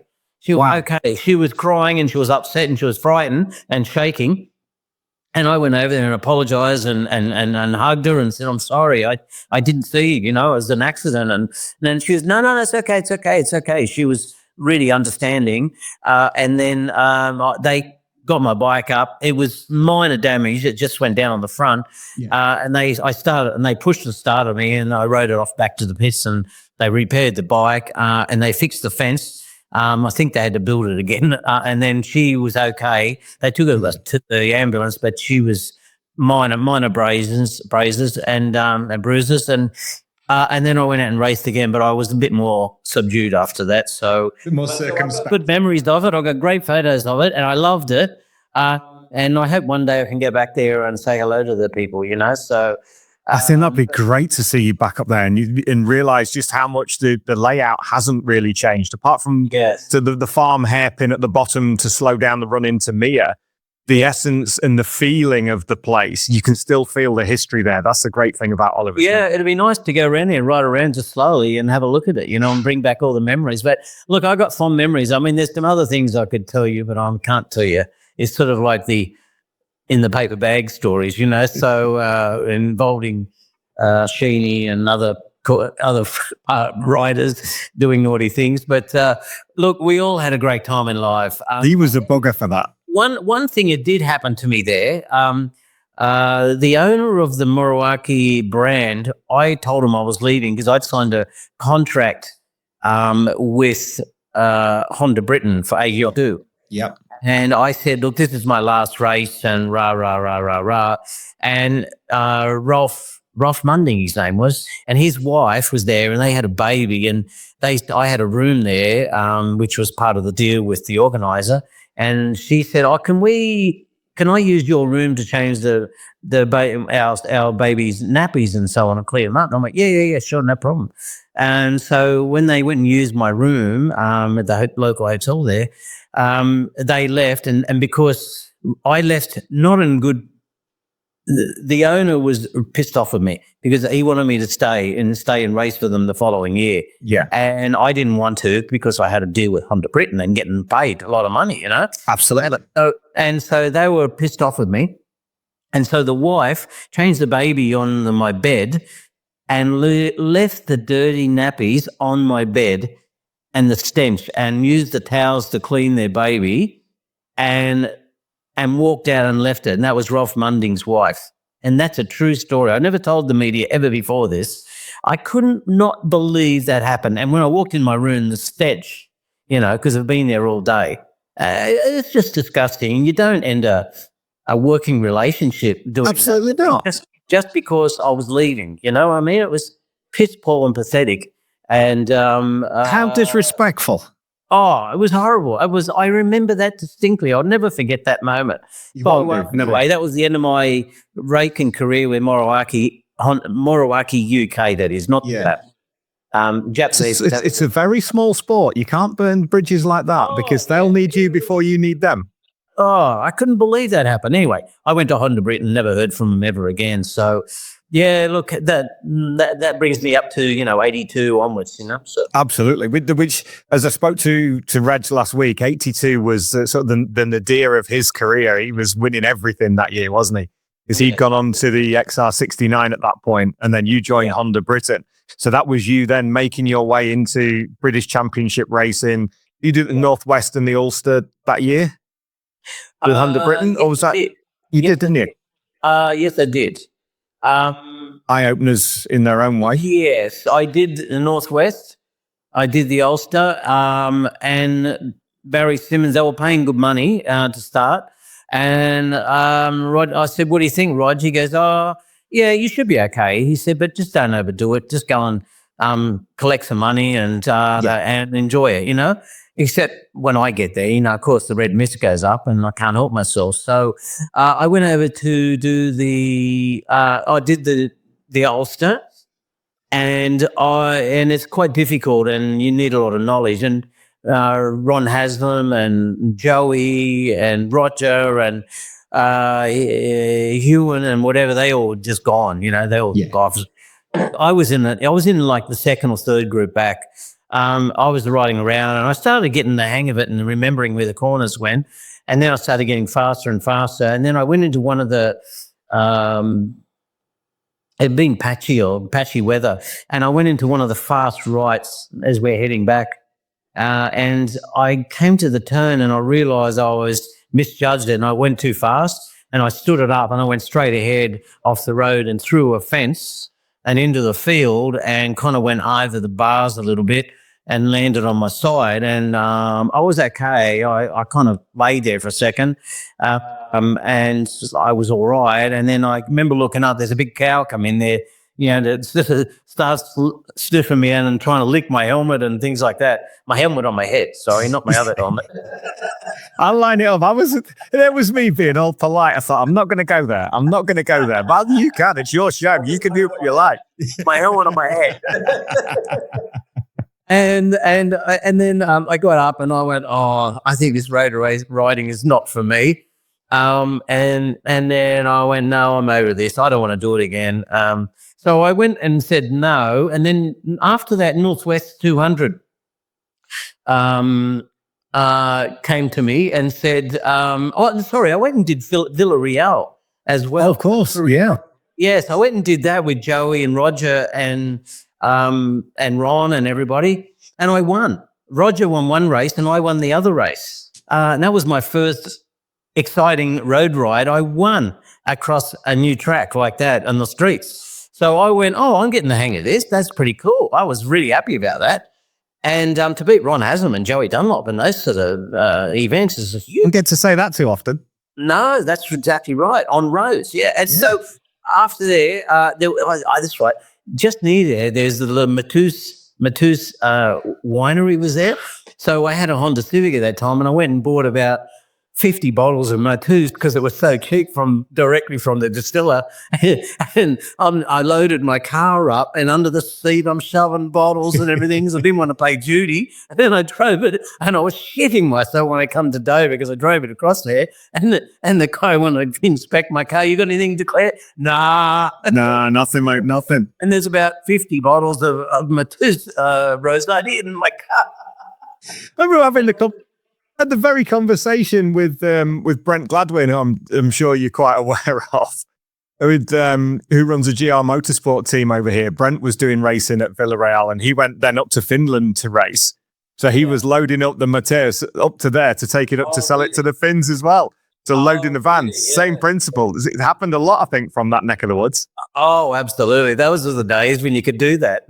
Anyway, I got away with it. I was shitting myself and my car was about 3 inches lower on the road from the weight of it. I must have had, I don't know, at least 50 or 70 bottles in there. There was a lot. In the boot, I had it stacked in and covered up as much as possible under the seat, so you name it. So anyway, so then the Northwest, I got invited to Northwest and I went, seeing I won out of Villarreal, I might be getting the hang of this. So So I go to the Northwest with Honda Britain and I get into the Northwest, start the race and it's fast down there, you know, like it's sort of another world, but actually just getting the groove of it and I started getting a bit of confidence.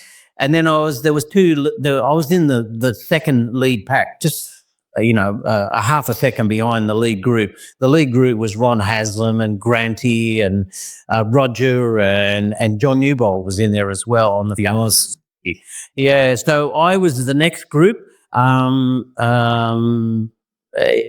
was with, Granty was with, actually, No, it was Granty was in the lead group and John Newbold. And coming around the seafront, there's a big fast right-hander. I can't remember the name, but I remember where the pub was. But because I had many big nights at the Sea Splash. I'll come on to that. I've got too many funny stories to that. And Mick had a bit of a wobble. He had to pick it up because somebody else braked or didn't get the Rhine light, and he stood it up a bit. And then John Newbold had nowhere to go, and he stood it up, and then got out. And because you're on the absolute limit, he had nowhere to go, and got out of shape, and he went straight into the lamp pole right in front of me. And I seen it, and I went, "Oh shit!" And then I see him hit the lamp pole, which made me feel ill and sad and ill. And I went, "Oh my God!" And next minute, the bike hit the post, the lamp pole, and came spinning out of control on the road on its side. And I was just gone, "Oh, it's gonna hit me! It's gonna hit me!" And I leant it over as far as I could. I had nothing left, and I'm thinking, "I'm gonna go down. I'm gonna go down." I'm waiting for the impact. And it didn't happen, and it must have missed my bike by a millimeter or a two at the very most. I have no idea I didn't end up in that mess, and I just felt sick from what I seen and what happened to John Newbold, the impact, and I was sick from exactly trying to miss it and feeling sick that I was going to get involved as well. So.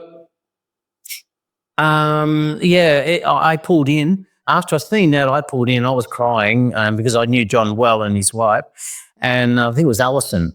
Alison Newbold, yeah. And I was bawling my eyes out. And Suzuki had their bus here, and I went and sat in there and was, it was the worst moment in my career, And I'd never seen anything like so traumatic as that. And so I didn't ride anymore, and I said that's the end of my road career right there and then. So I never went back to roads after that because I seen the true danger of the environment, and so they called it a miss. The road racing, I think, for everybody who's involved, everybody who enjoys watching it, they are the ultimate highs and the ultimate lows. It's the most detached roller coaster you can ever ride, both as a fan and even more so as a competitor. Yes, absolutely. Yes, it's thrilling, it's exciting, but what I don't like about road riding is there's too many variables in it.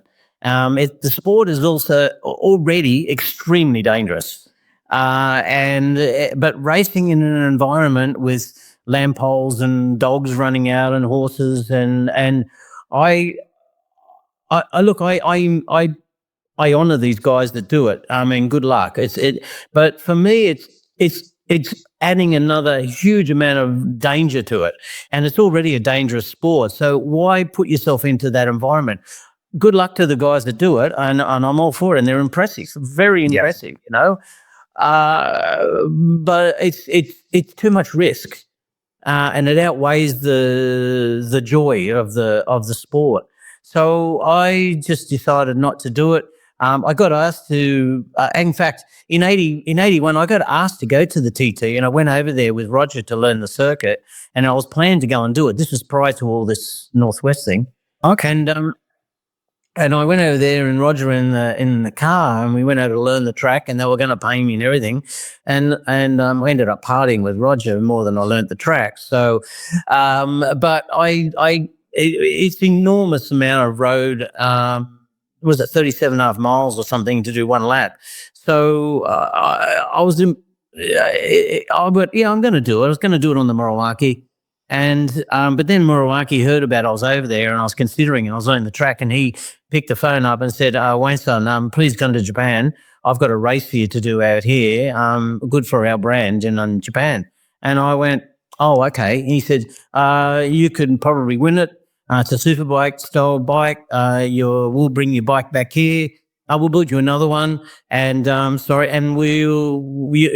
went, okay. So I got on the plane and I went and stayed with Moriwaki at his house, and I went and did that race and I won it, and I got lots of start money and prize money and so on, and I did that in front of Honda, and then Honda came to me and said, "Oh, we want you." So it was a good decision at the end of the day, and I'm glad Mamura contacted me and said, "No, too dangerous, Wayne, son. Come over here to Japan and do it." And then from then on, I had a contract with Honda, and about all the 8-hour races that I won. So it's funny how all these little changes in direction happen. You know, these little signals that turn up, and everything happens for a reason. Correct. I'm a great believer in destiny, you know, and I'm also a great believer in wishing or asking the universe for help, and believe that if you wish hard enough to the universe, you'll get what you want. Manifestation. And I've been very lucky and fortunate, and it's always been, I think it's a gift that my mum gave me, that I've always been very fortunate, and whenever I'm not sure about something, I just wait and something happens and it steers me off in a direction, and the universe gives me what I want via another means I never thought. Do you know what I mean? So I'm a great believer of the power of asking the universe. I know it sounds all a bit woo-hoo-woo out there, but I'm a firm believer in it, and I've never really told the media ever before about this, and I've had some magical moments with that sort of asking for something in life, but I think it comes from mindset. If you want something bad enough, and you want it bad enough, you make it happen. 100%. So, yeah, and so whether it's the universe or whatever it is, it works. That's all I can tell you. Yeah, it's still the theory of it's still the theory of manifestation, isn't it? The harder you work, the harder you work to want something, the harder you work towards it. At some point, it will happen. It takes a little bit of patience as well. It's like with this podcast.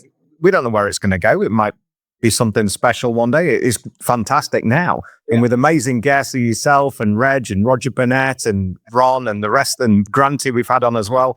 Yeah. It's phenomenal. It's a great platform to listen to your stories, and I absolutely love it. So speaking of stories, what's your favorite story from the Sea Splash that you can share? Oh, I don't know if I can tell you. Reg has told a few. I've got one, and probably the Irish are going to hate me for this. Many big nights happened there, and the owner, forgotten his name now. He used to work there till about 1 o'clock in the morning, and he'd go, "Guys, you just close it when you're finished. You know, you can drink, get what you want, and just have fun." He was, and he was a really cool guy. He'd go to bed, and we stay in the bar with, guys and men and them. And then there was two guys. Sitting at the bar, some Irish guys, and they just, I don't know if I should say this. Go for it. So I go behind the bar as normal. I climb over the bar or walk around to it, and I start pouring beers and everything for everybody, and just got the music on, and everyone's there, Roger and whatever. And these guys are drinking. I'm going, we all want to go home, and these guys wouldn't leave. Irish, they just keep drinking and drinking and drinking and drinking and drinking. And so in the end, I wanted to send them home. So I said, "You going home? No, hey, one more. Come on, one more." So So I got tired of it. So they're blind drunk. So I'm up there cleaning the glasses. I end up getting in, sticking my dick in the bottle washer in front of them, and they're all laughing. So then sticking my cock in the bottle washer, in the brushes, the brushes go around. Oh, wait, this is weird. They're killing themselves up, and I didn't get glasses. And I went, I can't get rid of him, so I need to have a piss. So I have a piss in the glass. I stand them up on the bar, and I walk out because I wanted to go to the toilet. They wouldn't go. I come back. They've picked them up, and they've drank my glass of piss. And I'll come back. "Where's that? The 2 beers." I went, "Oh, we're going home." They're drinking my wing because it was the same colour. And then they push them out the door. They're gone. I think. And then the next day, Barry Simmons come to me and he said, "Oh, did you? There was the report of a police incident last night." I said, "Oh, really?" He said, "These 2 Irish were leaving the bar and they couldn't get home, and they were on their hands and knees following the marking in the road in the centre of the road, and they were." And they had to pick them up and take them to the jail or put them in custody for the night because they were so drunk they didn't know where they were. and they're on their hands and knees, collar with the dotted line in the centre of the road. I went, do you know anything about that, Wayne? No. Well, they said that they were there till 2:00 or something. I went, oh, no, Barry, it wasn't me. And I couldn't tell them the story, you know. Yeah. I told the mechanics, they killed themselves laughing. Oh, that's incredible. I told That's Roger, incredible. He's going, you're an idiot. I mean, Reg has had some great stories. Roger Burnett, we have on a regular basis. He's a great friend of the show as well. And some of the stories that come out of the Northwest 200 are just, they were the best of times, weren't they? Oh, there's many more stories, but you know, it's a bit censored, I think, more than anything else. So. We'll do that over a beer sometime. Next time you're over here. How are you for time so far? I know you've got an appointment later on. How are you for time? I'm okay. Yeah, I'm okay for the moment. Okay, that's all right. You just let me know when your time is, and if we have to cut it short, we'll do it again in a couple of weeks. That's no problem. As long as you're happy to do it, that's all that matters. No, I'm okay. I'm on a roll, so why stop? You know. Excellent. Well, talk to me about 82 then, joining Honda Britain as Reg left for Suzuki. That was the step into the big league, wasn't it? With Honda and then towards HRC. That really started the making of Wayne Gardner. Suzuki, you mean, in 82? Roger's on the Suzuki. Yeah, right. Roger, he left at the end of 81, didn't he, for Suzuki, and then you came into Honda Britain for 82. Honda Britain in 82, and Roger Suzuki. Yeah. Roger was strong that year. I knew he would be on that GSX. This 1000 Suzuki, that's a weapon there. Formula One bike was very, very good. So I knew Roger could win the championship. And then when I tested the Honda, I went because I hated the Honda because there was two types of Honda. There was a factory bike that's from Japan with the chassis was HRC, and there was another one or two I had Superbikes that was 1200 or 1230 or 40 cc. In a Ron Williams or a Maxton chassis. And Honda got engines from HRC, but wanted to have the Ron Williams Maxton chassis. I hated those bikes, to be honest. Really? I didn't like the way that, it was horrible. I didn't like the way that it rode, it steered. It rode the 1000. And I'm faster on the 1000 than the 1200 or whatever it was. So, and it had also the mechanical anti-dive on the front forks. I used to hate that. And so 82, I despised it. I mean, and I couldn't really dictate to the team too much at that point. But I always asked to ride the Formula One bike because I'm always faster on it. Yeah, and it was a CB1000. It was a CB1000, yeah. Yeah. Yeah, a 1,000 cc inline four. So even though it was less power and grunt, it handled so much better, and I was more confident, and I could ride it faster and faster, and there seemed to be no limit in it. Where the Ron Williams, the Maxton, is like a pig. You know, I didn't like it. I rode it because Barry Simmons forced us to, but I hated it. It might have been all right on the roads. Ask Joey or someone like that. So, but I despised it. I used to hate it. It was horrible. I just didn't like it, and I never did the whole time I was there riding it. And I used to tell Barry, but he wouldn't let me put the kilometres on the 1000 because, and I would have won more races if I had have just rode that all the time. And there was only one of them in case there was damaged, you know. Then the following year in 83, the 500s come along, and I was excited by that. And that's why and in all this time, I wanted to go and do GPs, you know? Yeah. But Honda Britain, their budget was just for the UK, so they wouldn't allow it. However, in 83, I said, I want to do GPs. And they went, no, you're just for British racing. And I was winning them on the 500 then, and I liked the 500. It was great. But I wanted to go and test my skills in a GP. So I asked Barry Simmons, if I had a look at the prize money in a GP, and I said to Barry, if I pay, and Harris Barnett was my manager, I said, if we pay for the truck and the transport and the fuel and we asked Dunlop to give us some tyres for free, do you think we could all go over there and we'll pay all the transport costs? And they come back and said, yeah, this is going to be this much. So we looked at the prize money, Harris and myself, and I said, I think we can make this work. I said, even if I get no money out of it, at least I get to go and test my skills and see if I'm any good for GPs, because I really want to go there and show that I'm in town. And they went, yeah, okay. Well, and so we went to Barry and said, we can do this. And he goes, oh, yeah, okay. He went and talked to Gerald Davison, in fact, at that time, was the CEO. And he went, yeah, okay. He said, why not? Let him try his. So and I said, oh, if I have to step up to them, I'll get better here in the UK, which it did.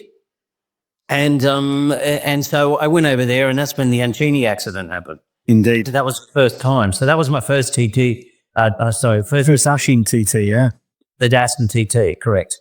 And, of course, everyone knows about the accident with Uncini. So that came as a great shock, surprise, totally never expected that. And I think I was just at the wrong place at the wrong time. No question. I was doing nothing wrong, and I couldn't see it from all the row of bikes. And when they all peeled off and went, oh, shit, and he's there and he started running and didn't see me, and I hit Franco in the head on the front of the bike. In fact, it broke this knuckle on my hand. I've still got a displaced knuckle here. It smashed it where it hit his helmet on my handlebar here. And I went off into the dike, I went sailed off into the grass and then into the dike and rolled over, ended up in the water and whatever. So, and of course, this was one of the worst moments of my life. The ambulance come, they picked me up and they took me to hospital because I damaged my knee on the way in as I twisted it or did something. I had a busted hand here, my knuckle. We're at the hospital, I think at the Groningen Hospital, and they doctored me up and they said, oh, you got a fracture in the hand and but your knee's okay, but it's been twisted or something. And I said, oh, okay. But more importantly, how's Franco? Is he okay? And they went, oh, no, he's not. He's upstairs in the emergency. He's in an ICU, yeah. Yeah. And I went, is he okay? And I said, is he okay? Or because I hit him pretty hard and I was an accident. And they went, oh, yeah, he's upstairs, but if you want to see him, you can. And I said, oh, is we okay? I said, I'd like to see him. I wanted to apologize to him. And then it wasn't my fault, and luckily TB caught that moment, and because everyone was screaming in the paddock and accusing me it was my mistake and it was my first GB ever. And anyway, fortunately, I think it was on a delayed broadcast at that time, and fortunately they got it out. And anyway, I was at the hospital. They took me upstairs. I was in a wheelchair. Roger was with me and Donna, my wife, our first wife, and we went upstairs. And I said, I want to see him, and thinking he's okay and I'd be able to talk to him and apologize. And the elevator opened and they pushed me in, and I see Franco on this steel platform in the center of the room with all the lights on him, and he just had a towel across his private parts, and he had wires all over him, and he was just wriggling and shaking and just shaking like out of control. And I've gone, oh, is he okay? And they went, no, he's not. He's in a coma now. And I went, oh my God. So can I speak to him? No, he's in a coma. I said, he and I said, is this bad? Or we don't know. We're not sure. How on earth did they let you see that? Yeah. Roger was there too. And I've gone, and he took me over near him, and I went, I have to go. It's too much. And then, Roger said, let's go. So I said, please keep me updated on his well-being.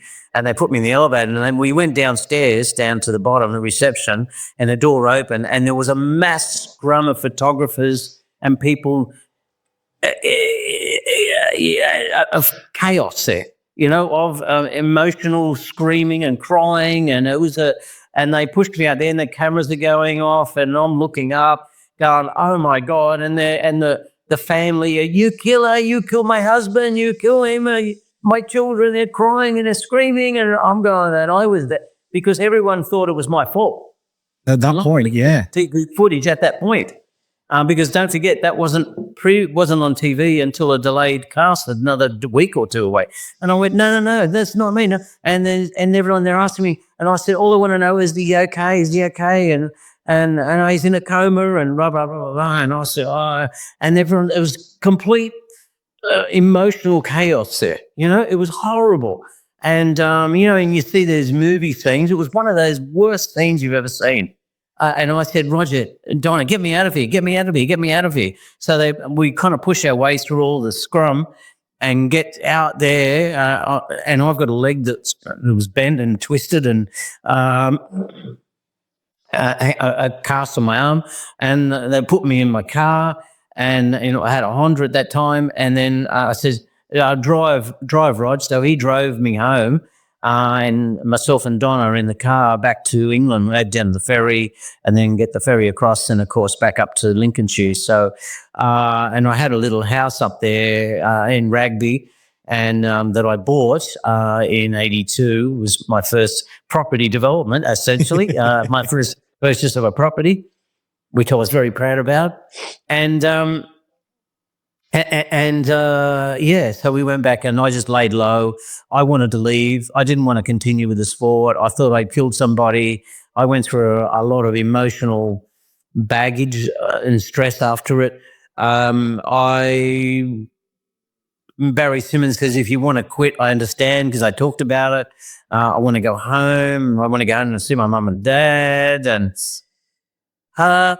so, I was a wreck at that point. And fortunately for Roger and Donna and all the people around me, we were getting the media ringing reports through of Franco's well-being. And then about 2 weeks after, he eventually came out of the coma. And for me, that was like a ray of sunshine. But I had a ticket ready to go back to Australia to retire from racing. I felt like I killed somebody, and I was kind of self-blame, but then when we got to watch the videos again, it was clearly not my mistake. So, but I had to go through this self-guilt, at this point for the 2 weeks. Then he come out of it and he started getting better. I started hearing good results and so on. I couldn't talk to him, but then they said he's going to be fine. He's coming back. It's going to take some time. He won't be racing, blah, blah, blah, blah, blah. And then Barry Simmons said, well, what do you want to do, Wayne? Do you want to go? We've got another race coming up. You contracted to us, or do you want to stop the contract and go back to Australia? And I went, I thought deep about it and I went, no, I want to go out racing. Now he's getting better. I feel better. It's a racing accident. Let's go out and try. So I went to Donington and just because I rode in 1GP, I was automatically faster. I went to Donington, I went out and I won. And I went, I feel better now. And that's the thing. It's all about confidence, isn't it? It's confidence and riding happy. And you've got to do things at the right time. It's like we say about the manifestation and the turning of the page at the right time. If you'd have gone back to Australia, you'd have been back in the steel mill. You'd have done a few national races. Exactly right. Because that's where the path would have taken you. But to stay and to find that solidarity to carry on. But that's exactly right. You explained it perfectly. Is that, I had to go through the emotions. I had to go through all this. And then when I heard he's getting better and he's going to be fine and blah, blah, blah. And I went, okay, well, I am contracted. I still love racing. It wasn't my fault. You got to go and tick all the boxes. And then I went, no, okay, we go back. And once I got that taste of winning again and that riding fast and under control, and then I wanted to do more from there, more GBs. And I started winning all the British races. I mean, in the end, when my British days, I really was unbeatable in the end, so which was good. One of the greatest things for you, I think, was the transition back to two strokes, it feels. From the TZ 250s, 350s, then the time on the four strokes, going back to the two-stroke 500s. Kind of what you cut your teeth on. That's back to basics for you. Yeah, it was. I mean, I'm more familiar with two strokes than I was with four strokes. And I only did four-stroke racing because the Castrol 6 Hour, to get my name up in lights. That was the only reason. So, it was just something I had to do, and so on. So the introduction to GPs was a tough one with the Franco incident, but you didn't let that stop you, because after that it was on to the British Championship and then 5 GPs in '84 as kind of the wild card rider. But you took your first podium in '84. That was the start of the success in 500 GPs. yes, because even though there was the big accident with Uncini, I really liked what I seen, and Aston's probably the most difficult circuit to go to learn as the first time. That was when it was longer and more narrow. Yes. Yes, I knew by doing the GPs I would be faster in the UK, but it's where my heart wanted to be, and I wanted to reach GPs, and it always was from the very beginning. So then Honda Britain came to me and said, "Okay, we're going to run a British team and do some GPs as well with the Tobacco Rossmann sponsorship." Sure. And you can have your chance and show it, but not just you. We're going to take. We're going to get the 500s and get some extra help from Honda, and Rossmann's are going to pay for it. So then I had my chance then to go forward. So, and I did 4 or 5 or whatever it was, and I finished, I think, 7th in the championship. Sure. I think, if I remember, yeah. So, and that was with an RS. And during that period, Honda started giving me some different cylinders, NS cylinders, and so on. So, but we were predominantly running the standard RS for some time, and then that eventually evolved in '85 into a factory bike, and so on. So, once I got my teeth into it, and I knew, I could beat Ron Haslam in the British Championship. And I knew I could beat Dowie and all those sort of guys. So by doing GP, just spurred my level, my speed went up, and my determination went up, and my focus went up to GPs. And that led then to Rossmann's ploughing more money into it. Rossmann's had me tested with a sports psychologist to see if I'm the right fit for this, and with because they're going to spend. I was one of their main men. I was their main focus, and they liked what I was. They liked my personality. They gave me many gifts, Rothmans, and they injected money into, not me, but into the team and the bikes and equipment, and with Honda as well in Japan. So, and then of course, then I end up joining. Because the results got good, they then asked me to join with Freddie Spencer in 86, correct, yes. Yes, 85. That's why 85 on the 3-cylinder, factory bike in 86, you're right, sorry. So that was the evolution then, wasn't it? Because from that point, I think Freddie, he'd already won his 3 world championships at that point, so he was the big dog in the team. At that point, but how incredible for you as your career develops to then, within 4 years of moving to the UK and riding with Honda Britain and the debut with Moriwaki, you're all of a sudden teammate to one of the greatest talents of a generation. I couldn't believe it. I couldn't believe that. How does a guy from Wollongong end up doing that? It's an incredible story. My story is a rags to riches story. Yeah. And I remind my kids that, I'm from a poor background, and I started before school. I would get up and deliver the milk in the morning at 4:00 in the morning. And after school, I would go and sell newspapers in the local pub to get money, because I had a little go-kart my dad made me a go-kart with a lawnmower engine on it, just to play with, because one of my mates had one. And I didn't have any money for petrol. And my dad said, you have to get your own. So I started out, and then after doing those jobs, and the trouble was I used to fall asleep at school all the time because I was up too early, and I lost focus at school. Not that I really liked school, to be honest. For me, school was to get that out of the way and go and ride motorbikes in the afternoon every day. So that's what school meant to me. But I needed money to buy petrol. So then I started collecting aluminium cans. I think outside the box a lot, and I realise when I go to cash them in, they're just on the scales.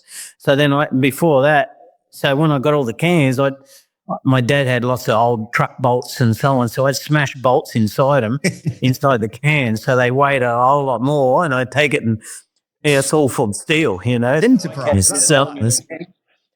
Yeah. So what's Enterprise. I'm a cunning as a shithouse rat, as I say, And I bang bolts into it and go and weigh it in. Goes, well, that's surprisingly way heavy, but there's the money. I went, oh, good. So I rush off and buy petrol for my go-kart and continue playing and so on. So then that led into go and collect. Then I realised then there's a thing called copper and brass around, and then there was some old truck wrecking yards just around the corner from me. I lived near an industrial area. I used to go down on the weekends and strip all the copper and brass off the old trucks and go and cash that in, and that got me even more money, you know what I mean? So I was a very enterprising kid, can I tell you? I found ways and means to buy petrol and get myself into place, and as I am here today, so I've done very well out of it. And, I used to dream about and read magazines of, Randy Mamola was all like my hero, and because he was the same age as me, and then Kenny Roberts and Barry Sheen and Crosby's and all the heroes. And, I was obsessed with the sport, and I used to read magazines and going, oh, I wish that was me one day. These guys are so lucky. I really want to be like that. Maybe one day I'll be a world champion. Who knows? I just want to go and do that. So, it really is a true, and when I used to ride in the mountains behind Wollongong there, the escarpment there, the police used to chase us on trail bikes. However, they never caught up to us because they were never good enough riders, the police. So, but they were patrolling the mountain ranges and the, like rangers or police, So, so I got chased many times, but never got caught. So they weren't good enough riders. So, but look, it just come from a will and a need that that's what I wanted to do. It's my dream. It's my dream. I want to make my dream a reality, and I just chased that dream. And believe me, there's been many a moment when I went, oh, it's all over, and go home, a bit like the Uncini crash. But I kept coming back for more because I just didn't want to give up, and I wouldn't give up. And I wanted to go back. And you remember the journalist I said about, he told me I was nothing. The day I was world champion, I went back and I went up to him and I said, do you remember me? And he goes, yeah, you're Wayne Gardner. He said, you're the world champion. I went, yeah. I said, do you remember back in 1980? And I said, yeah, I was, you come up to me and said, what was I riding out there? And I was in where you're from, and I was from Australia, and you told me to go home, and I'm a danger to everybody. I said, yeah, do you remember that? He goes, oh my God, yes, you're right. I said, oh, I'm so sorry. I said, no, don't apologize. I said, I want to thank you. I said, because you pissed me off and made me so determined to prove you wrong. I went out and become world champion, and now I'm here to tell you, I'd come back to not be angry with you. I'm here to say thank you for motivating me. And he goes, oh, that's okay. He said, I didn't mean it by that. But he goes, oh, no. He said, that's a good... He said to me, that's very sweet of you, and thank you. I said, no, it's thank you, because I'm now world champion because you made me so determined to prove you wrong. And I said, thanks. And in some ways, my dad's a little bit like that with me as well. My dad's proud of me, but he's never motivated me. And everything I want to do in life, and I can give you a list of thousands of things, he always says, no, don't do that, don't do that, don't do that. And my father is a lovely man, and he's 90. He's old now, and he's not well. And I've just come back from. He's now in an aged care centre. But he's a very depressive type of guy, and I sometimes wonder. I have the wrong father, like the wrong type of father to go out and do stuff. But in hindsight, when I look back, my mum was exactly the opposite. She was, go get him. Don't, if you don't try, you never know, and was a real motivator. And my mum, I love my mum to death. When she passed away, I was heartbroken for a long time. But my dad, in a strange way, he's actually helped my career, saying that you can't do that, don't do this. And when I was 15 years of age, I used to say, Dad, can I go and race this weekend on a 125? I've been given this bike and up at such and such. No, don't do that. Don't do this. Don't do this. Don't ever do anything. And it's dangerous. I said, if I had listened to you, I realised then when I was 15, if I listened to my dad, I'll do nothing in life. And I worked it out at a very young age. And my dad would say stuff and I go, yeah, I don't care. And I wouldn't say that. I go, okay, Dad, okay. And just do the opposite. Yeah. So, and out of that, my dad has motivated me a bit like the journalist. Not that he meant to do it, he motivated me like the journalist to go out and prove him wrong. And that's a great motivation for me. I love it when people say you can't do something and I go and do it. And my dad still does it to me. I've just finished a huge property development in Australia with a net value of about 60 million. And he said, you can't do it 87 again. Can you believe this? And I tried to put 100 on it, but I ended up getting 87 and the counsellor goes, is this 87 okay? And I went, that's a great number. I'll take it. You know what I mean? So 100%. Yeah. So it motivated me to go and do it. He said, don't do that. You'll go broke. Well, it's done the opposite. It's been very successful. And that was in the COVID time. So, motivation is everything. That's what I'm trying to say is that people, you faced with mountains to climb, but only the determined get over the mountain to the downhill run and to the successes. So if you race the mountain and you don't go up, you never know. You turn around and go, I should have done that or I should have tried harder. And I don't want to do that. I want to try harder till there's nothing left. You can spend a lot of time regretting. Yes, that's exactly right. I don't want to regret that for the rest of my life. And even if it fails, a failure isn't something bad. A failure is a learning process, I've learned. And that you learn by your mistakes more than you learn by your wins. Of course, it's the mistakes that make you. That's exactly right. Without a shadow of a doubt. Wrong, but you got time to go and rectify it and change your ways and go, well, I'm doing that right. I better change my way and see if it happens. And then it works. And you go, well, that's better, isn't it? So business is like refining. I look at business as like a racetrack.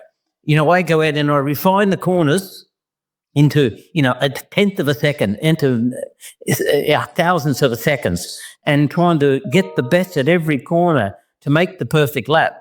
And that's how I go and do business and what I've done in life is I use the same philosophy as doing the perfect lap to the perfect arrangement and management of what I do or in anything. And that's been the recipe of my success. Yes, I've had some failures, but only in failures that I didn't have my full attention on. I really didn't care. But when I'm really focused, that's why I only do businesses and do work and create businesses in things that I love doing. Well, the passion's there then, isn't it? It's not a chore to get up every day and to face whatever challenges come. That's part and parcel of doing what you do and living what you do. That's exactly right. I've got to love doing what I'm doing. And if I'm doing that and I'm loving it, then nothing's going to stop me. That's how I see it, I think it's fantastic. How are we for time? Do you need to be away? It's 1:00 your time now. Yeah, it's okay. But it's up to you. No, I can go a bit longer, but I'm only going. Okay, let's keep going for a little bit longer until you say stop, WG. Then we'll keep going for a little bit longer. So tell me what it was like sat opposite Freddie Spencer in '86. You're heading towards your first GP win at Jerez. You got the GP win at Silverstone on the horizon as well. Everything's lining up beautifully for you, and you sat across one of the greatest talents we've ever seen. Look, I went into '86 wanting to learn from Freddie. I didn't care about what my result was going to be. I just wanted to do what he was doing. And we were riding the V4 NSRs at the time. That was a difficult bike to ride. Bad handling. I mean, the Honda never really handled until which is another story, until we copied Suzuki's, chassis. So that's another thing. That was back in about 1980, 92, I think. No, about 89, 90. But it's just come back. So the NSR was a very hard bike to ride. How the hell Freddie rode it, I had no idea. he was riding the 250 at that time as well. Yes. And I just used to be going, how the fuck, do you do that? And how does he go so fast on the V4? So I was there just to learn. I just study everything that he's doing. If I was following him, I'd follow him around all the corners. He didn't care. And I'd ask him and he'd tell me. And I don't think he really understood why he was so fast, Freddie. I think, when it come down to the bike or being perfect, and he didn't need the bike perfect. He was a bit like a Ron Haslam. He could ride anything, a shopping trolley around fast, And, when the wheels are going red, he'd still be fast. And Freddie's just very, very, very talented. If you had to put him on a really good bike, mate, he'd been gone. And Yamaha would have had no chance. However, the Honda had a bad chassis underneath it, had tons of power, but it wouldn't go around corners. And the more I studied him and the bike, the more I went, we're going to need to fix the bike. So I complained, and then he went on to the victory in the championship. I think it was 96, wasn't it? 86, sorry, 86. Who won it in 86? Yeah. Freddie won it 85, didn't he? Oh, 80. He was 83 and 85. Okay. You got me thinking now. He won it in 86? Eddie. It was Eddie, wasn't it? Yeah, it was. Yeah. So, I went in and did as much as I could. And then Freddie kept missing races that year because he had problems with his eyes. And so you could see his heart wasn't in it. And then 87 started. It was just Freddie again, I think. He was my teammate, I think. Would that be right? Excepting. Was Ron not? Yeah, with Ron, was Ron on there? He was on the HB, was it? What was Ron on? The L4. And Freddie was your teammate. Yes, in 87. So the year started, but Freddie was having problems with his lenses falling out and some other medical problems. And then he had started having time off. They left his boots at another place, and you heard about all those stories, which is incredible. And then Honda, then he was told to have time off. He couldn't do this and couldn't do that. And Honda come to me and they said, and I'd already got going quite good in 87. The bike suited me better, but not perfect, but quite good. And then Honda came to me and we went to a reth and I won. And they said, Wayne's done. Freddie's not coming back. It's up to you now to win the championship. And I went, oh yeah, but I'm only still in my second year and they went, no, you're going to win the championship. You have to win the championship. And I went, I said, that's a big responsibility right now to ask for me. And they went, well, it's your job. We're paying you. Get on with it. Do it. And I went, okay. So I wasn't expecting that. And after my arrest, I started went, okay, I'm going to have to do this. And I had to change my mindset to think like a world champion, that I'm going to win the world championship. So I really stepped down on those trainer shoes straight into the pro shoes, and I had to make it work straight away. But at first I didn't like it. I went, but I'm not ready. I'm not ready for this. I'm inexperienced. And they went, no, you can do it. Wayne son, you can do it. Okay. So then when I got my mind around it and my mindset, then I went, okay, here we go. And I then started winning. And I went on to, 7 or 8 GPs or something that year. So once I got my confidence, it just plowed on. And then I started visiting, and then Rothmans wanted me to continue on work with the sports psychologist, which gave me more power and brought more speed out. And I went, and at first I didn't want to go, and I hated it when I started visiting them. And I said, why am I doing this? Oh no, we're just looking to see if we can improve any areas. But the more I listened and the more visits I went to him, the more I actually thought, this is amazing work. And once I got the practices in place of, analyzing corners and details, and now you all got the data guys now, but this was all by paperwork. Yeah, absolutely. This was all pre-squiggly lines. That's right. And once I started doing that, I went, and my speed went up and up and up, and I went, wow, there's more in me, you know what I mean? And that got really exciting. So, I went on to win the championship in 87, and 88 was a disaster for me because we didn't know this, but they went, I was testing the bike up at the Gold Coast, Lakeside, and the first time on the 88 bike, and it was Jerry who was working with me, and we were testing, and I'm going, this is not mate. This is bikes sliding everywhere. There's no grip. It's spinning the back wheel. I don't get it. There's no grip on the rear of the bike. And they go, no, the bike. I said, is the bike the same? The Japanese, yeah, same one, son, same. And I went, really? Feels different. I said, there's no grip. I don't get it. Oh, more power. I said, no, there's just anyway. And so we went through this and throwing tyres at it and in the testing. And I'm going, Jerry, there's no grip. Anyway, he goes, oh, it'll be right. Wait till we get to Europe. So we left it alone in 88. And so we then started the season, and the bike was uncompetitive because the Yamaha had less power. I had lots of power, but I couldn't get it on the ground. It was spinning the wheel. So we went halfway through 88, spinning the back wheel, and I'm going, what the hell's going on? So the Japs turned up after lots of complaining from me. Yeah. And they got to talk to the guy who was the project manager, and he's new in HRC, but he just come from Formula One, and he working for Chassis. So we're going, there's no grip. I said the bike, the bike's too low. Is it lower? No, same. I said, are you sure? And then they started going through the chassis, Jerry and everyone with them. It's 30 millimeter lower, the engine. Jesus. 6 millimeter lower, they made the bike. And then we went, what? So then we didn't have time to build a new chassis. So mid-season, I was riding my ring out at every race, crashing or getting a basic result. And carrying the number one plate as well, with the weight of that as well. I had the power and I had the energy and I had the ability to win again. So then we went test. I said, let's go testing. So then we went testing. We started lifting the bike up on the suspension joints. And as soon as we started doing that, we lifted it up 30 millimeter. The whole engine, the whole bike came up 30 mil. That's a bus ride in racing terms. That's a bus ride in racing terms. Yeah. So we got the bike up to where it should be, and all of a sudden it got grip. And then I won 4 or 5 GPs in 88 towards the end, you can probably see. That's right. Except Eddie had a big lead in the championship on me. Too little, too late, wasn't it?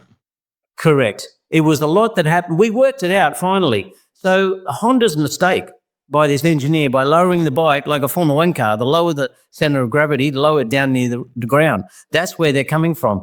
And it's not. In motorcycles, the weight goes up to get the grip, to get the weight push on the back wheel or the front wheel. Yeah. So once we worked that out, I was unstoppable again. I won 4 or 5. I was going to win. And the biggest disappointment, I was leading by 2 seconds at Paul Ricard when I just won the previous 4 or 5 races, and I was going to win that. And on the last lap, on the end of the back straight, on the very last lap with 3 or 4 corners to go, the head of the bolt on the end of the crank machined itself out of the head of the bolt came off and dropped down, and the gear stopped driving, and the engine overheated, and the water that overheated. It then pushed itself into the gearbox and pushed the oil out the gearbox, and I nearly crashed on oil coming out of the breather on the gearbox. And the engine went too hot. It seized with 2-3 corners to go. It seized on the end of the back straight, and I lost the championship. And I would have won the championship on that bike, but Honda engineering was bad. And then they had a look and they said, "Oh yes, it's machined itself out and into the side cover, and then the water came in through this hole into the gearbox." That's right, and that's how that happens. So that's how it came. And luckily I didn't crash because the oil was going over the back wheel, and I managed to grab it in as big as lock I've ever had in my life at the end of the back straight, which is about 250 kilometers an hour down there, at least more like 300 kilometers an hour through there. So how I stayed on, I don't know. But anyway, shit happens. It's a pity because I had and then Eddie and then Kenny contacted me and then wanted me to join Yamaha. When Eddie came and joined in, what year's that? So... Well, when Eddie came to Rothmans? Yeah. 89. '89. Okay, that's when he came, and I. It was a separate team, wasn't it? His was a Kanemoto side, and yours was the HRC bike with Mick. Any wanted me to sign a 3-year contract with Mole sponsorship. It's like $15 million. So I went, yeah, and I stayed loyal to Honda, and I said, look, I'll go. I've got a Yamaha deal. If Eddie's coming to Honda, I understand that. It's okay for me. I'm going to go to Kenny. And Honda come back and said, no, Wayne, son, you stay, and Eddie's not coming. And I went, oh, are you sure? Yeah, not coming. Okay, as a factory rider. No, not coming. No, we stay with you. Okay. So then about another month or two later, at Christmas time, I got news that they'd signed Eddie. So I ring Honda, Goomis, and I said, what is all that about? You told me it wasn't coming. Oh, that's not us. That's Honda America signed him. I said, oh, you motherfuckers, so They knew. never trust them. Honda were not very nice to me, can I tell you? And I just rode my nuts off for them all the time. And then they signed your biggest rival. Yeah, and I wish I'd have got, and Kenny keeps reminding me when I see him, Wayne, you would have had you could have had 5 championships, didn't you? He said, if you'd have come to us and come with Yamaha. He said, you would have had more, at least more, 3 to 5. And I said, it's a pity, because he said, you're an incredible rider. And he said, and I said, yeah, I know. I felt like I was being loyal to Honda, and in the end, Honda's done the wrong thing by me, and it's disappointing. And it's a true story, So I left Honda then. My last year was 92, and I'd lost all energy and compassion for Honda, and they wiped me from the place, So because they always told me that, I asked Honda what I was going to do when I retired. Oh, you're going to run the Grand Prix team. You're going to have the Wayne Gardner HRC team. And I went, oh, okay. And that was one of the bosses, Fukui, Mr. Fukui. And so Aguma said that to me. You Honda is you and Honda is Wayne. And then when I come to the end, I said, so what am I doing about next year? Because I'm retiring. This is my last year. Oh, nothing. We have nothing planned for you. I said, but you told me I'll be a factory team manager, owner in the future to stay in MotoGP. And they went, no, sorry, Wayne, son, nothing. Goodbye. And they dropped my bags at the hotel at the end of my career. And normally they put me in a limousine out to the airport, dropped my bags and said, find your own way back home. What a ridiculous end to, 10 years? 82 to 92? Yes, that's right. A whole decade. The highest points of your career. Yeah. That's true. And they just dumped my bags at the reception in the hotel. It was one of the big hotels in Tokyo, and walked out the door and left me. I'm not a big fan of looking back and decisions and things like that, but would it be fair to say that not signing for Kenny is one decision you would make if you had it again? Oh, I would have gone there at a heartbeat. If I'd have known Eddie was coming, I would have gone there. I tell Kenny this,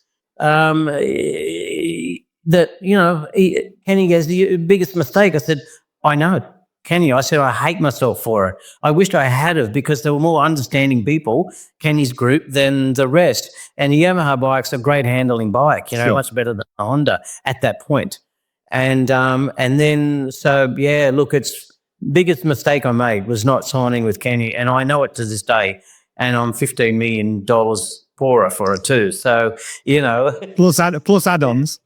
plus the championships, So, but look, that's life. That's racing, as they say now. Absolutely. One thing that there's a couple of things just to finish on before I let you go and go off and do your meeting this afternoon. I just wanted to touch on, you mentioned Jerry there. A lot of younger fans of the sport will remember Jerry Burgess from his time with Valentino and the successes they had, but he had such a great career before Valentino with yourself, and you were a great part of that. How much of an influence was Jerry on your career? He was with Freddie. He's with me. He was with Doohan. He's been with Valentino. He's been with a lot of great guys and great riders. So Yeah, he's a good guy, and I'm still friends with him, still catch up with him. Normally see him at the Grand Prix here in Phillip Island. Still loves a beer still, and yeah, he's got a lot of experience and a lot of wisdom too, you know, and he's got a dry sense of humor as well, which I really liked, which I have too, you know. So it's the life wisdom was the most part of this. One thing I just want to run through, we have a Patreon page where we have guests who look after us every month. They contribute monthly to the show, and at a certain level they get to ask questions of the guest. So we've got a handful of questions to ask you before we let you go, if that's okay. No. Okay, from Craig Lowe. Let's have a look. A couple of those that we've covered, actually, especially any decision you'd make over your career that you'd see how things would have turned out. What would you say are your best and worst qualities, Wayne? My best is my determination and commitment. My worst qualities is I don't like coming second. Let's have a look. Simon Breeze, which competitor was your nemesis during your motorcycle Grand Prix career? Oh, without a doubt, Eddie Lawson. Eddie was he was brilliant. He's a good guy. Like, you know, we were enemies on the track, but we're friends, you know, outside of that. Without a doubt, at the height of my career is what we've talked about. Eddie was the man. I mean, Wayne Rainey coming along after it. He's a sensational rider. But Eddie was Mr., you know, classic, skilled, fast, but he had his limit and he wouldn't go above the limit. I always pushed above the limit, particularly with a Honda where you had to, you know. So, yeah, so without a doubt, Eddie. Fabulous. One from Maggie Day. A bit more on the industry. Has the motorcycle industry gone completely in the wrong direction, in your opinion, as we're now moving towards adventure bikes, I guess, and not race bikes? So the industry, or you're talking about MotoGP bikes? The industry generally, I think, by the looks of this. I think it's, look, I worked in the Australian government or in Parliament for 3 years on a part-time basis with, in fact, Albanese, the Prime Minister now. We worked on a safety council. So we go around checking everything on how it happens. But, you know, the demands from the countries to reduce road safety pushes the manufacturers into developing electronics and computers. And, you know, I mean, the governments want to reduce the hospital bills, basically. And so they're trying to they put pressure on the manufacturers of motorcycles and cars. They hate motorcycles, to be honest. But people love them and they can't get rid of them. So the idea they put pressure on the manufacturers to produce vehicles that are more self-driving, don't make mistakes, because it's usually human error on these that has happened. Yeah. So, you know, all these electronics and stuff, I don't like them. I prefer the natural bike that what I used to race with, and we didn't really need it. But however, in road safety, ultimately, everyone goes racing to learn and develop new ideas and new projects. So through the racing, it's developed into, you know, the bikes are now with wings and all the other gizmos they got on them. In a sense, that's a bad thing, but in another sense that the governments want it to reduce road tolls, that's what it's all about. So you can't, it's a hard argument to win here.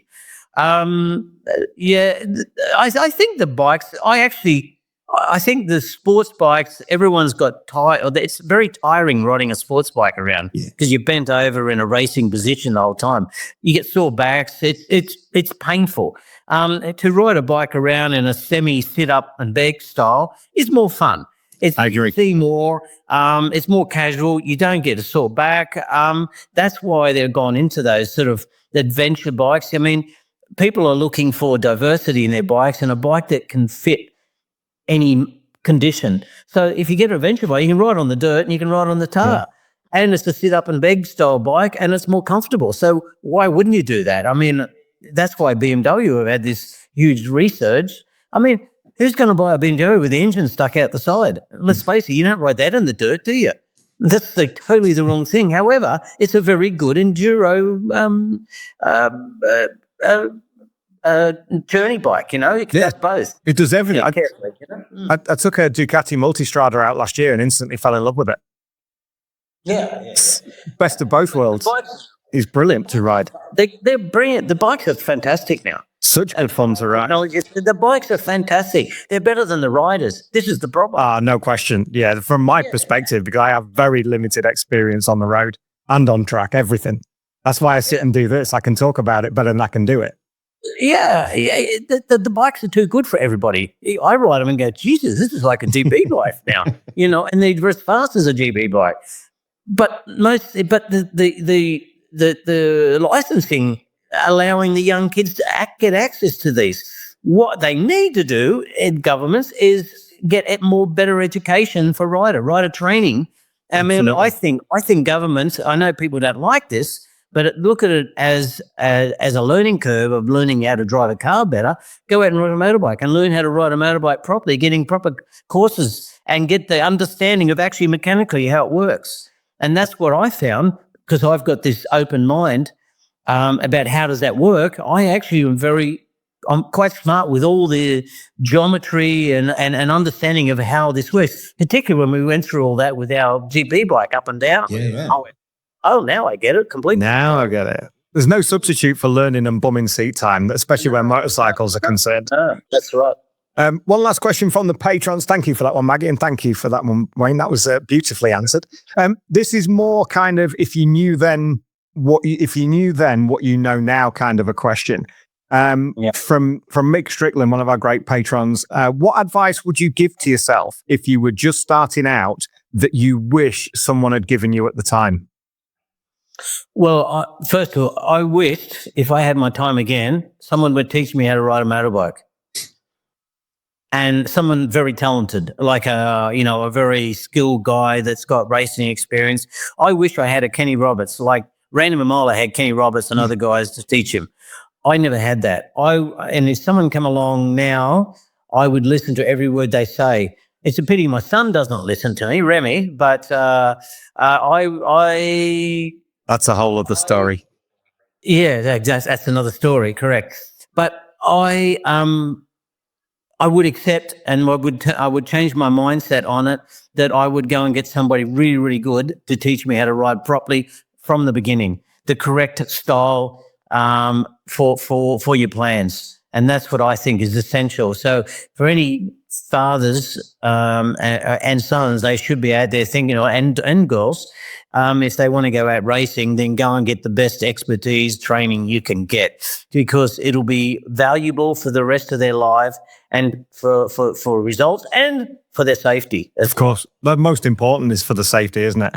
I mean, there are so many more stories that we can talk about. There's a lot more that we haven't dug into in the Grand Prix side of things. Time is precious. One very last question that I've not asked you on this show. What's your best hire car story, WG? Finish on a high. Oh, wow. I've got many. I've got an arm long full, and that's difficult to do these days. Now I'm a good boy. And they're electric now, so it's not quite the same. Yeah, they don't have the same potential, do they? That's when I was up at the Gold Coast racing with Peter Malloy, in fact. And we were staying at the Pink Poodle Hotel in the Gold Coast. There is such a place up there. And it was like a 3-star hotel or 2-star. It was pretty low rent. I remember when one time I was staying there when I was by myself, and I ended up spray painting my bike in the bathroom because I had damaged the engine. I brought the engine back to the hotel and rebuilt it in the bathroom and in the bathtub, and spray painted half the bathroom with some black paint and so on. But the rented car was Peter Malloy was staying at the Pink Poodle, and I went with some of the mechanics, and we took the rent car that we were all in together. And Pete was he was in the hotel, and I'm sitting outside in the street doing a burnout with my foot on the brakes, and with the back wheels smoking, and the smoke's everywhere down the street. And while I'm doing this, the police car pulls up next to me, and they're waving their finger and telling me to everything, and had to turn it off and get out. And I do.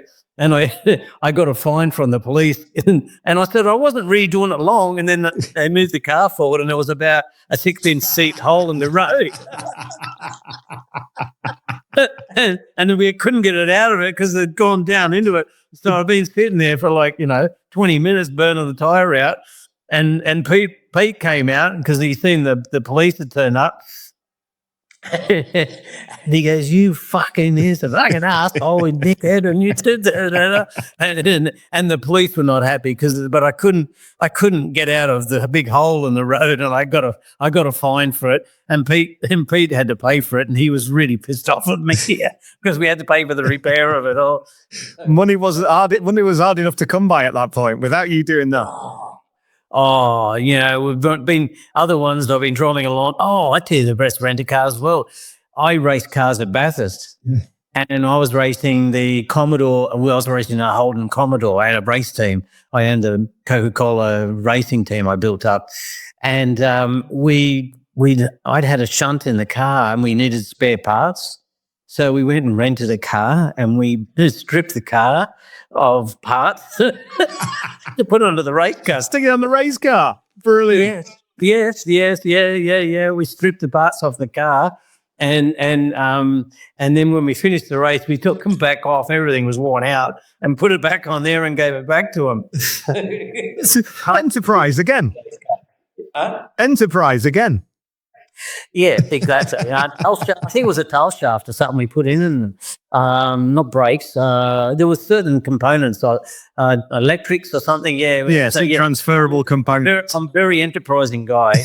I always think of how to fix problems using all sorts of causes.